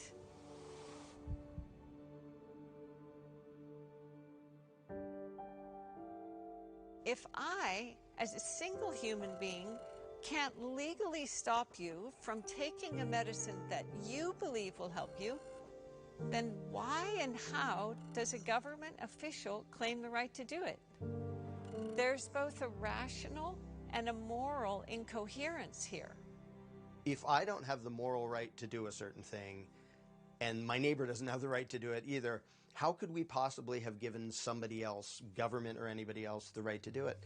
Morality doesn't work that way. If it's wrong for me and him and him and him and him and him, it's wrong for anybody, including government. Even if they have constitutions, even if they have elections, even if they call it legislation, it's still wrong. You can't make something bad into something good by doing a bunch of weird pseudo-religious rituals and calling it law. It's still wrong.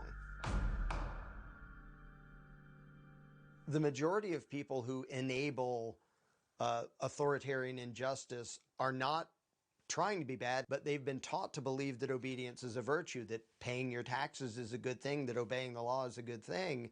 And so you get a bunch of well-intentioned, decent people accidentally enabling evil because ruling classes don't pay for themselves. They don't fund themselves. You would never convince people to reach in their pockets and come up with the money to go invade 7 countries in the Middle East. It would never happen without the notion of centralized authority as a state, as an authoritarian government.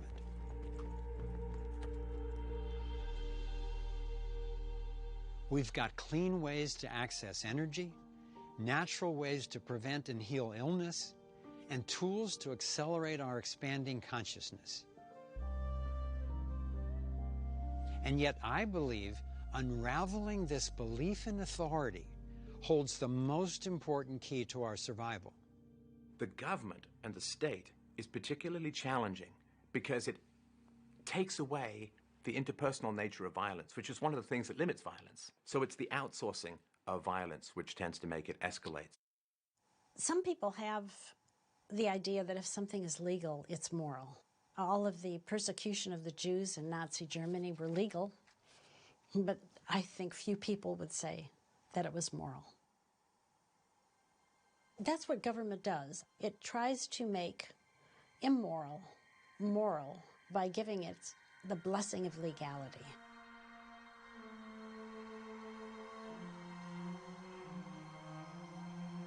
More than 200 million people were killed just by their own governments, not even counting war, in the last 100 years. And obviously that's not what proponents of government want. There are 2 giant cons, and if we understand these, we can understand the predicament we're in and the way to get free. The first one is the myth of authority. If you can convince people that someone should be ruling over them, then all you have to do is make sure you're the one. The second is money. Once you've secured the authority to rule over others, then you can take over the money system and manipulate it to maintain your control. With a monopoly on force, which governments have, and the ability to tax and to print money, a small group can potentially take over everything and everyone. Despite their rhetoric, governments always look to expand their power and increase their control until people revolt. And when a revolution brings a new regime into power, it's not long until that regime begins to expand that power until the cycle just repeats all over again. Replace, expand, revolt, repeat. Across the globe, people are frustrated and protesting. And they're frustrated with protesting. From Occupy, the Yellow Vests, and Hong Kong, to Venezuela, Brazil, China, Brexit, the United States, and countless others. What is the resolution that's missing? We propose that it's to reclaim individual sovereignty and create protective rules without any authoritarian rulers. We've come a long way from the pharaohs, kings, and dictators to the presidents, premiers, and prime ministers of today. But we're not there yet. Democracy, even if it were honest, is still majority or mob rule. you still have up to 49% dissatisfied. The one thing we haven't tried is true equality of opportunity, based on non-aggression, with everyone accountable for their actions and no one authorized to rule over anyone else. The idea of our being accountable to moral rules instead of rulers has been brewing for a long time. Epicurus called it natural justice. John Locke in the 1680s called it natural law, being all equal and independent. Herbert Spencer in the 1850s called it equal freedom. And Gandhi called it Hind Swaraj, meaning self-governance. It's most commonly now referred to as the non-aggression principle, a simple rule where no one gets to initiate force against anyone else against their will, except in true self-defense. When we put this principle to the test of ethics and of a universal morality, it holds up. It's the one thing we've found that everyone agrees on, at least for themselves. In the same way the torus is the universal basis for sustainable energy systems, the non-aggression principle seems to me to be the most coherent and logical candidate for the basis of a universal morality. Non-aggression is the social practice of resonance. What if the non-initiation of force was a universal constant for all human beings? Now, some people may violate it for sure, but what if it was understood as a moral law? What would change in our conception of society? Well, you can't have a state because a state violates the non-aggression principle. And people say, well, that's freaky. Absolutely. You know what else is freaky? Quantum physics. And if you don't want the effects of quantum physics, you can't use a cell phone. You can't use a computer because they run on some principles derived from quantum physics. What matters is it moral? Is it true? Is it valid? And it is. The non-aggression principle should be universal. We tell our kids, don't hit other children and don't take their stuff. Then our governments do exactly that. And with the majority of parents worldwide still claiming that a good hard spanking is sometimes necessary, we need to take a good hard look at why this violence is condoned. When it comes to the non-aggression principle, we should apply it the most to the greatest prevalence of violence and to society's most vulnerable members, which means that the non-aggression principle should apply first and foremost to the family. If children are raised peacefully, the odds of them becoming violent adults are virtually nil. If you want a peaceful world, treating children respectfully, peacefully, that is where the real gold of the future lies.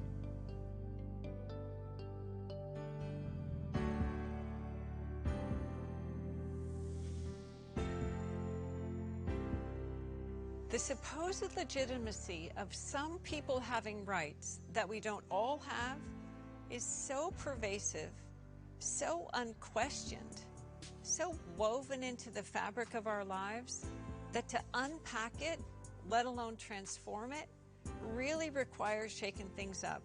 It was my grandmother Amelia who taught me about critical thinking. She said, you have to be able to try on an idea like you try on an outfit in the store. You don't have to buy it. You can even take it home and then later return it.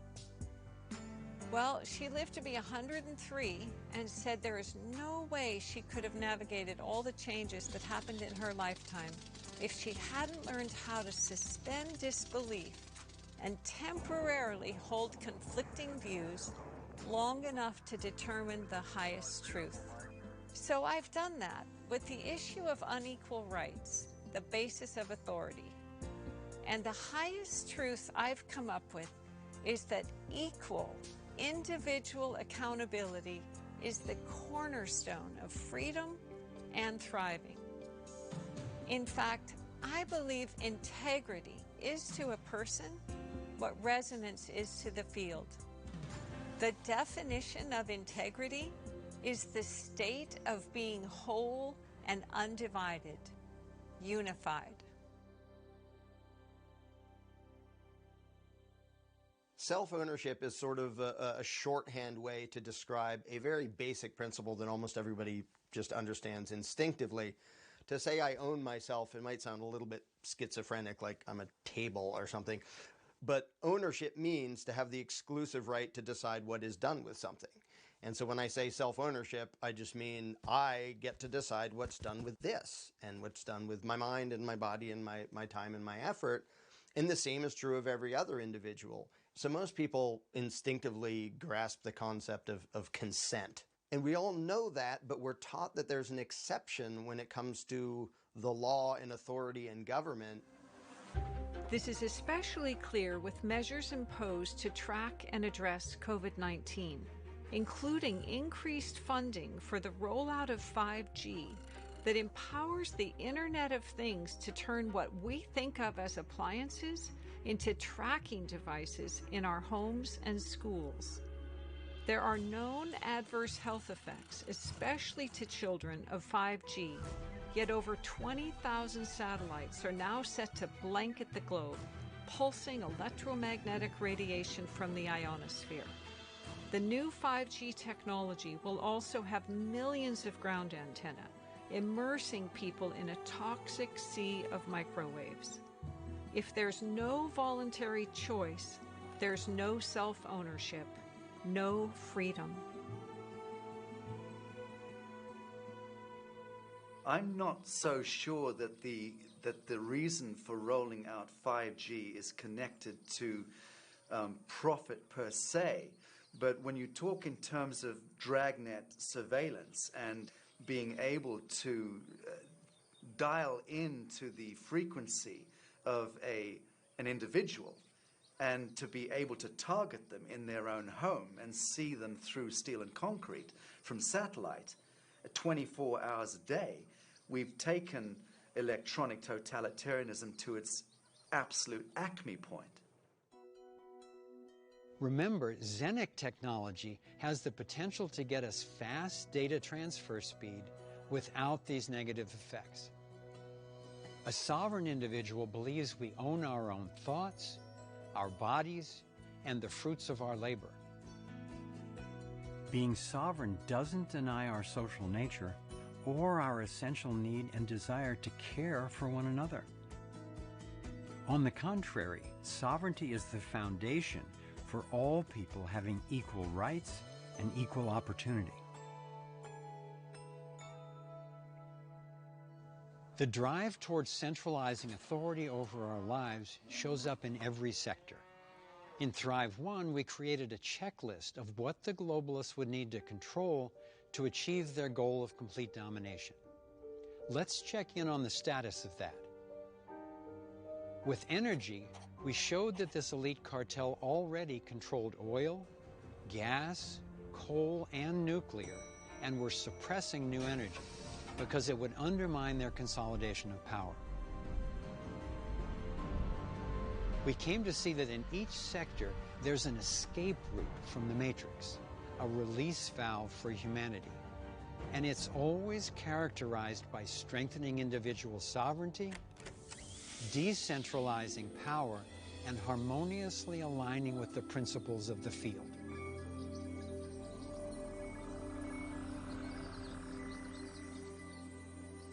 Here's our prior checklist for health. Except for natural and alternative treatments, the controlling elite have it all locked down. Currently, the risk involved in providing alternatives is serious. An inordinate number of holistic doctors in the U.S. have died mysteriously in the last several years, many of whom were working on natural cancer treatments or exposing the link between vaccines and brain damage. The other two most effective doctors we met, whose results we saw curing cancer, including in some of our friends, are now in hiding in other countries after assassination attempts on their lives in the U.S. Efforts to centralize continue. The World Health Organization, the CDC, the Gates Foundation, Gavi, Microsoft, Google, GlaxoSmithKline, they're all in cahoots with this toxic totalitarian takeover. Amazon is becoming an online pharmaceutical dealer, which I suspect is part of what's behind their censoring information about natural remedies. Monsanto is now operating under the auspices of Bayer, so environmental toxins that make you sick and the companies who sell you drugs to manage the symptoms are all in one big funnel, which is why they're intimidating and eliminating those who would bring non-pharmaceutical natural healing. What's the relief valve? Freedom to explore ever new breakthroughs in biology, consciousness, and resonance for radiant health. When we were in China, we went to this city called Shenzhen, where the U.S. and other countries are testing surveillance technologies under the Golden Shield program. These are the control tools that track people's every move to inform what is now known as the Chinese social credit system. Under this system, the government doles out or withholds normal rights, accessing your bank account, buying certain goods, or getting on a plane based on obedience to the state. This is technocracy run amok. This is scientific dictatorship. The gift of life is calling and guiding us toward harmonious fulfillment of our human potential for creativity, cooperation, and love, not to surrender our conscious evolution to sociopathic control freaks or artificial intelligence robots. We have to consciously change course to avoid this same rollout everywhere. Especially in the aftermath of COVID-19, which is being used to collapse economies, expand surveillance, impose universal vaccines, and justify global governance. When I was vetting the new health technologies, I noticed that many of the patients who were willing to explore the bold new approaches were the ones who had already exhausted traditional options, and they were in stage 4 metastasized cancer. I would say that right now, life on this planet is in stage 4 metastases. It's time to get bold. When we dare to go deep enough down the rabbit hole to truly understand what is going on in the darkness behind closed doors, it empowers us with the information we need to solve the huge problems we face. There is light at the end of the rabbit hole.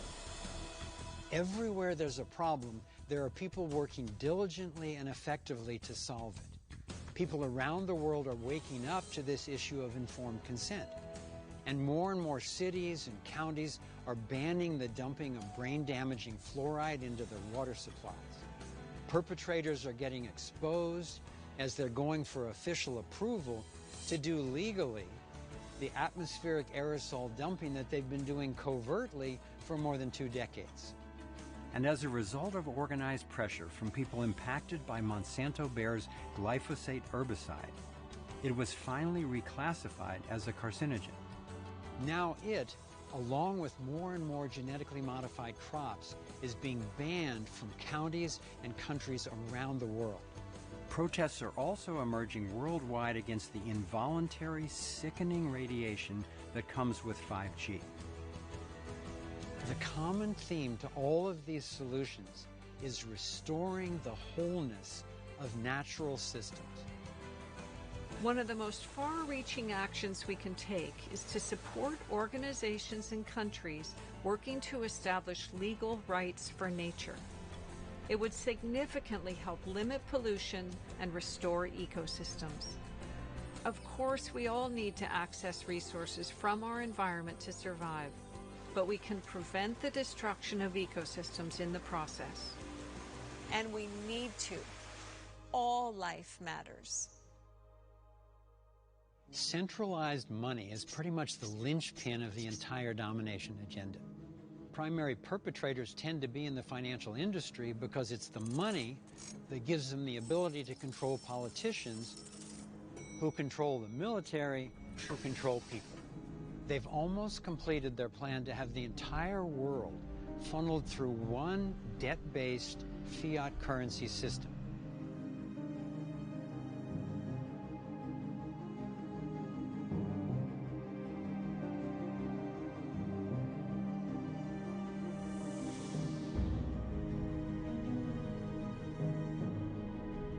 The countries attacked in the Middle East under the guise of so-called regime change, since being invaded, all have Rothschild central banks. When General Wesley Clark returned to the Pentagon in 2002, after his retirement, he had a shocking experience.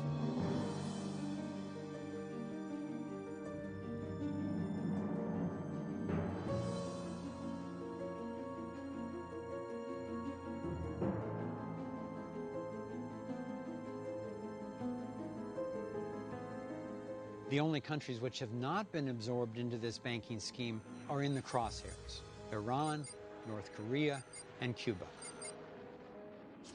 Having money backed by something real, known as asset-backed currency, prevents the global cabal from controlling people through money they can just make up out of nothing, the basis of what's known as fiat currency. Countries all over the world are increasing their use of gold-backed money to help prevent this takeover. While their goal may not be equal rights for all, they are at least after a multipolar world, unlike the globalists who want to rule it all. Brazil, Russia, India, China, and South Africa have created an alliance that represents a bloc close to the size of NATO and nearly half of gross domestic production across the planet. They're doing multi-billion-dollar deals, especially for oil, that are being settled in gold and gold-backed yuan, the currency of China. At their invitation, Kimberly and I met with various leaders of the Asian Dragon Alliance, an ancient confederation of royal families from China, Japan, Indonesia, the Philippines, and Vietnam. This alliance is spearheading a return to asset-backed currencies worldwide. They've been mining and collecting off-record gold troves for centuries. They helped to create the Asia Infrastructure Investment Bank, backed by $200 billion in gold, as an alternative to the IMF and World Bank, which have destroyed the economies of so many countries with their unrepayable loans. They've also helped to create the Shanghai Gold Exchange, which deals in real precious metal assets rather than the fiat paper scams by which big banks have been manipulating metals markets for years. Fortunately, decentralized alternatives are emerging. Innovators all over the world are creating authentic blockchain and asset-backed alternative currencies.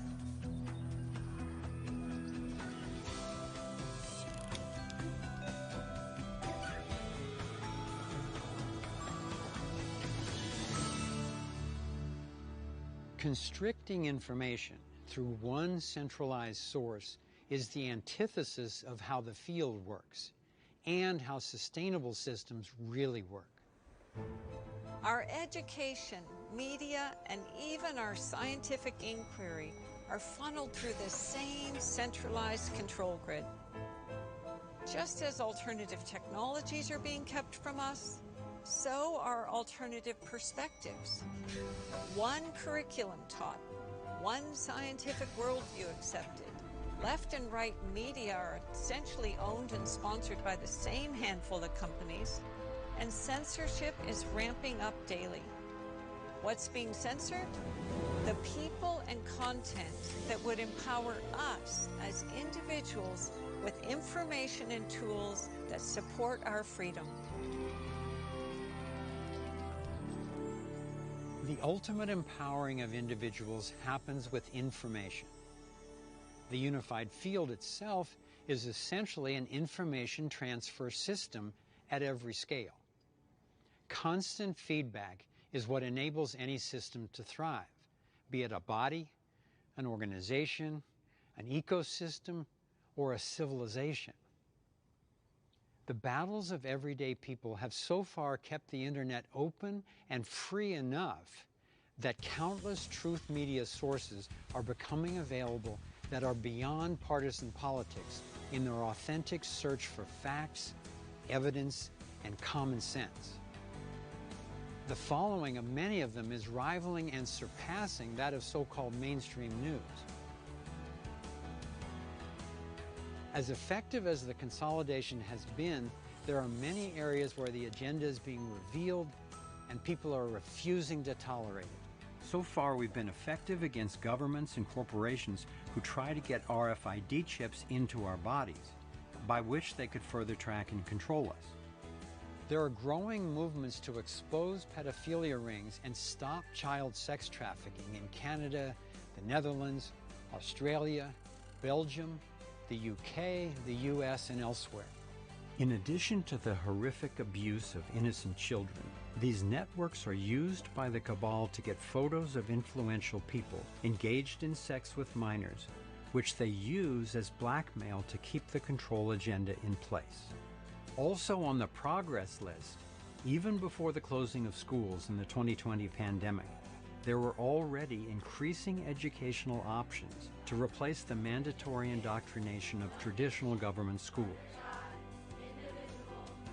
And through the hard work and tenacity of independent journalists and truth seekers, marginalized topics are now beginning to go mainstream. Even the New York Times, CNN, and the Vatican have all finally confirmed that yes, there are videos and other official sightings of UFOs, and that whoever is making these ships has capabilities way beyond anything in the known military fleet. There's a whole fleet of them. Look on the ASA. My gosh. They're all going against the wind. The wind's 120 knots from the west. Look at that thing, dude. This was extremely abrupt, like a ping pong ball bouncing off a wall. The ability to hover over the water and then start a vertical climb from basically zero up towards about 12,000 feet and then accelerate in less than 2 seconds and disappear is something I had never seen in my life. While we are making progress on many fronts, the reality of our global interconnectedness is very different from a global government. A global government would need to get all of us to financially support it. Fear of a global pandemic can increase people's willingness to buy into this global authority. Anyone concerned about the risks of forfeiting rights is shamed for not caring about the health of their fellow citizens. Just like anyone questioning the science behind the failing global warming models or mentioning the obvious role of the sun is condemned for not caring about the environment. As we laid out in Thrive 1, the globalists' end goal is to centralize law, money, and police enforcement into one totalitarian command structure, with energy as its control currency. This centralization goes by many names: Agenda 21, 2030, global governance, the New World Order, all under the guise of the Rothschild-Rockefeller-created United Nations.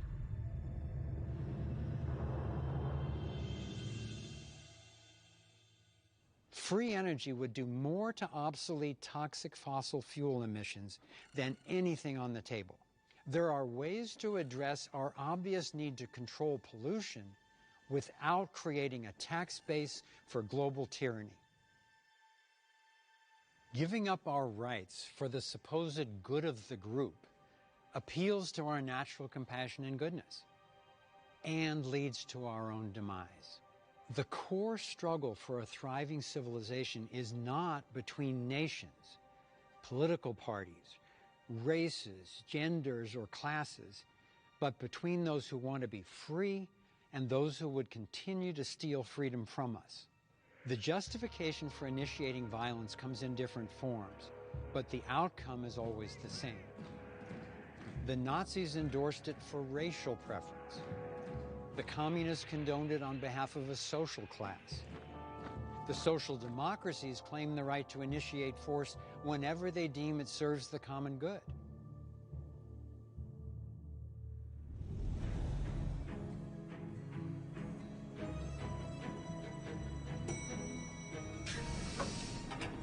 By giving up our authority and allowing ourselves to be controlled by unethical policies instead of rational moral principles, we find ourselves in a situation where energy's controlled, health options are inadequate, media's censored, money's centralized, education's limited, and now our ability to control our own businesses, our property, and ourselves is at stake. The definition of socialism is government taking over the means of production. That means all products and services, transportation, education, manufacturing, food, agriculture, media, energy, money, healthcare, and more.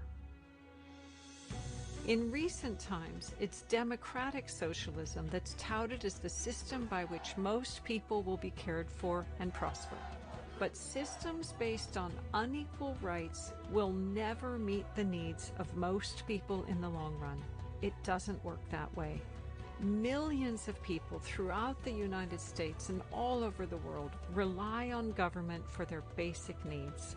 The point isn't to abandon these people. It's to develop strategies for transition to a free world that empowers them.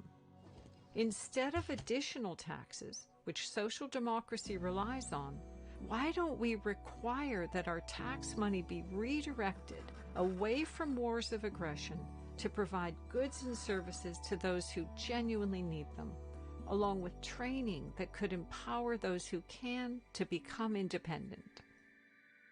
More than 100 million people were starved, tortured, and killed under the socialist regimes of Hitler's Germany, Stalin's Russia, Mao's China, Pol Pot's Cambodia, Kim Jong-un's North Korea, Chavez's Venezuela.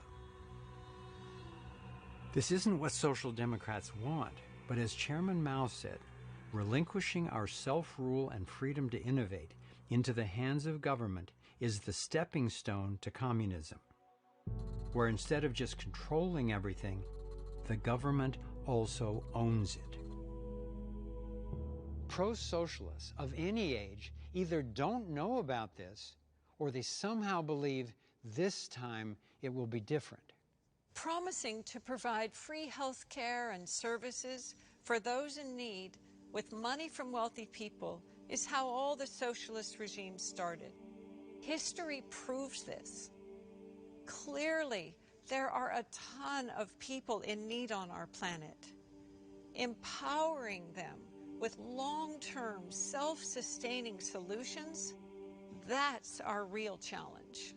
It's not a problem of just lacking enlightened leadership.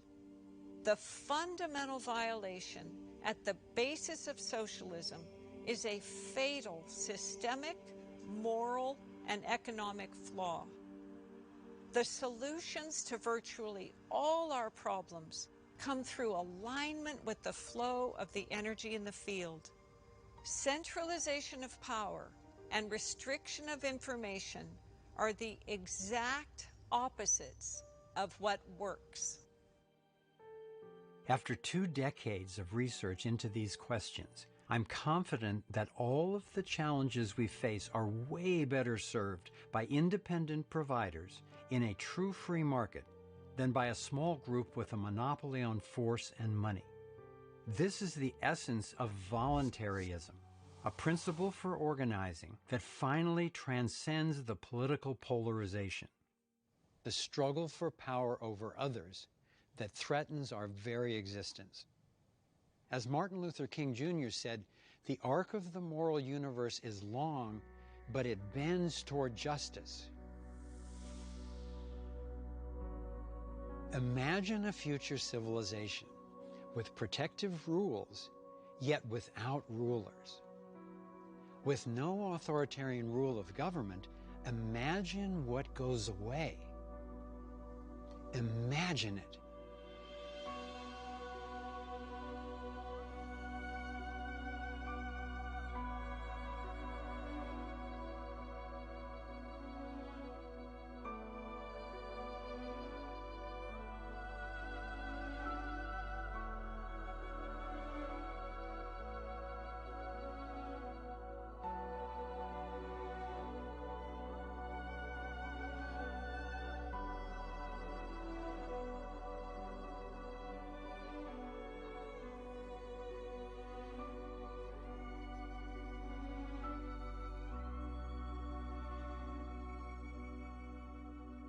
The pain of our current inequality and planetary destruction cannot legitimately be laid at the feet of capitalism, because we don't have free market capitalism. We have state intervention, centrally controlled, subsidy-ridden, bailout-backed, military-enforced, banker-skewed, legalized corruption, crony corporatism. To call what we have capitalism is an insult to honest workers, managers, entrepreneurs, and investors, whether it's Steve Jobs, Oprah Winfrey, or your children at their lemonade stand. It is as arrogant, unjust, and dangerous to try to centrally manage an economy as it is to try to geoengineer the weather. A decentralized, unsubsidized economy is a natural phenomenon. People fulfill each other's needs through billions of daily voluntary exchanges. Just moving in this direction of mutual benefit and natural pricing has improved more people's standard of living than anything in history. So who do you think should rule? One person? A small group? A majority? Or should we each rule ourselves as long as we don't violate anyone else? Virtually everyone I've talked with says the latter. Understanding the myth of authority doesn't mean we can snap our fingers and just hope destructive corporations will stop plundering the planet on their own accord. Until we have true, enforceable personal accountability, some of these corporations need to be constrained, and at this stage, it's government regulations we necessarily rely on to constrain them, even though it's government protection that gives them the power to do the damage in the first place. Another strategic step we can take to help empower individuals is to overturn what's called corporate personhood. In 2010, the U.S. Supreme Court ruled in the Citizens United case that corporations can have the same rights as an individual human. They can donate any amount of money to political campaigns based on the premise that money equals free speech. As a result, politicians often spend up to 70% of their time going after corporate campaign dollars and then doing whatever it takes to be accountable to the donors. Not to us and not to our planet. Whoa! What if we don't tolerate this?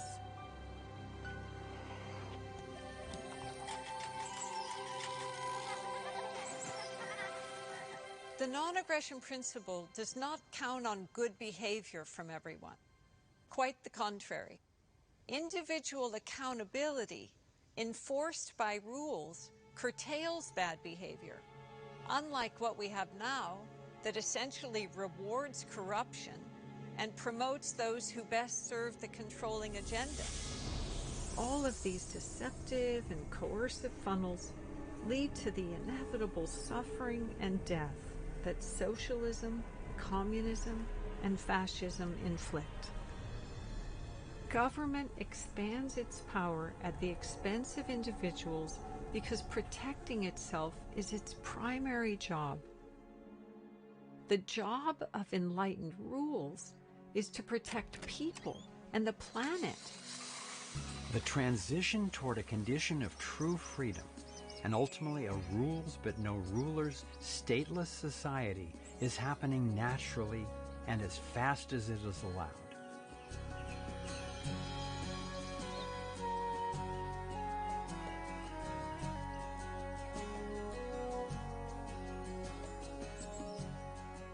In the United States, already over 90% of civil cases are resolved through alternative dispute mediation rather than the government courts. I was astounded and encouraged to learn that there are already more independent peacekeepers in malls, corporations, hotels, schools, and communities than there are government police. Not only do the rest of us vastly outnumber the perpetrators of the global domination agenda, by more than 1,000,000 to 1. But the unified field itself is on our side. Truth, reason, virtue, compassion. These are the real-life superpowers that emerge when you align with the field. On the other hand, those who would want to control or destroy us, they're trying to go up against the entire unified field. Principles, not politics, are the way out. The existence of a field, our relationship to the field, the ability to tap the potential of the field is what gives us the evolutionary edge that our ancestors never had. The edge to not only survive, but to thrive in the existence of the new world that's emerging, the new world that you and I are designing because now we know about the field. There are big systemic changes needed, and it's easy to wonder how to begin. I think the place to begin anything is with ourselves. Like the vast consciousness we exist within, it starts with purpose. Our sector solutions wheel covers every area of human endeavor. So once you have found your purpose and the sector you are most drawn to, then look at issues in that area to identify which one best matches your skills and passion. Next, consider which level of engagement best suits you right now. Is it working to meet immediate needs, like helping someone who's hungry to get food? Improving systems, like helping to create easier access to a broad range of health treatments? Or is it shifting consciousness, helping to refine the worldview that is at the root of them all? Aligning with the unified field can lead to an experience of resonance that we call love. Not a romantic crush kind of love, but the big love, coming into harmony with the life force itself. Applying reason and practice to unleashing our spiritual essence is what I call the science of love. A finite set of skills to access this state of harmony. These skills are physical, emotional, mental, and interpersonal. And it's possible to get good enough at each of them to experience a deeply fulfilling and effective life. I believe these skills are not only obtainable, but in fact, evolving new abilities is ordained in our evolutionary code. So what does it take? A clear destination, freedom, a map of how to get there, the arc of process, a compass, the non-aggression principle, and a strategy, restoring wholeness to natural systems, aligning with the field.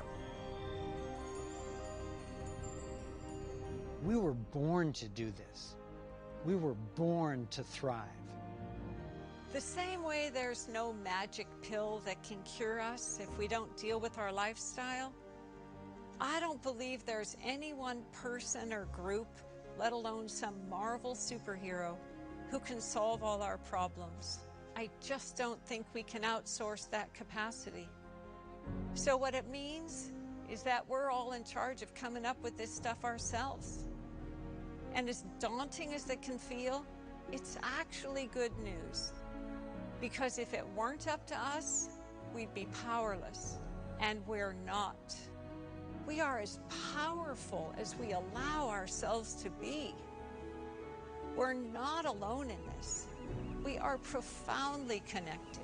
Science and spirit both show that now. And as the poet Rumi reminds us, remember, you're not just a drop in the ocean. You're the ocean in a drop.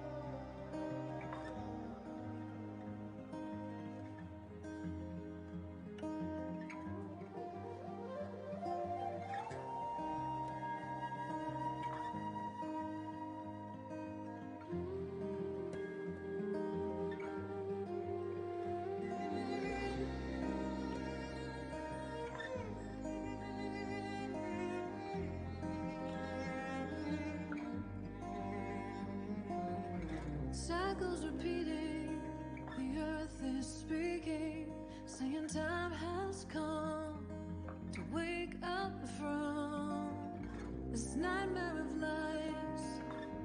So many shattered lives, reaching out, crying, crying out for freedom, crying out for love, carried by a current till we stand side by side on the brink of a brand new dawn. We come together while the waters rise. There's a stirring deep inside, deep inside. We come together to stand up for our lives. What on earth does it take to thrive? While we've been sleeping, our hearts were beating so much closer than we ever knew. Beneath the noise, there is an inner voice whispering clear and true. The veils are finally lifting, the waves becoming clear. And there's a dream without a limit, and a vision so strong, every person knows they belong. So come together while the waters rise. There's a stirring deep inside, deep inside. We come together to stand up for our lives. What on earth does it take to thrive? Come together while the waters rise. There's a stirring deep inside, deep inside. We come together to stand up for our lives. What on earth does it take to thrive? Out in the open, thrive, healing what's broken. Every heart, every life, claiming our place in it now.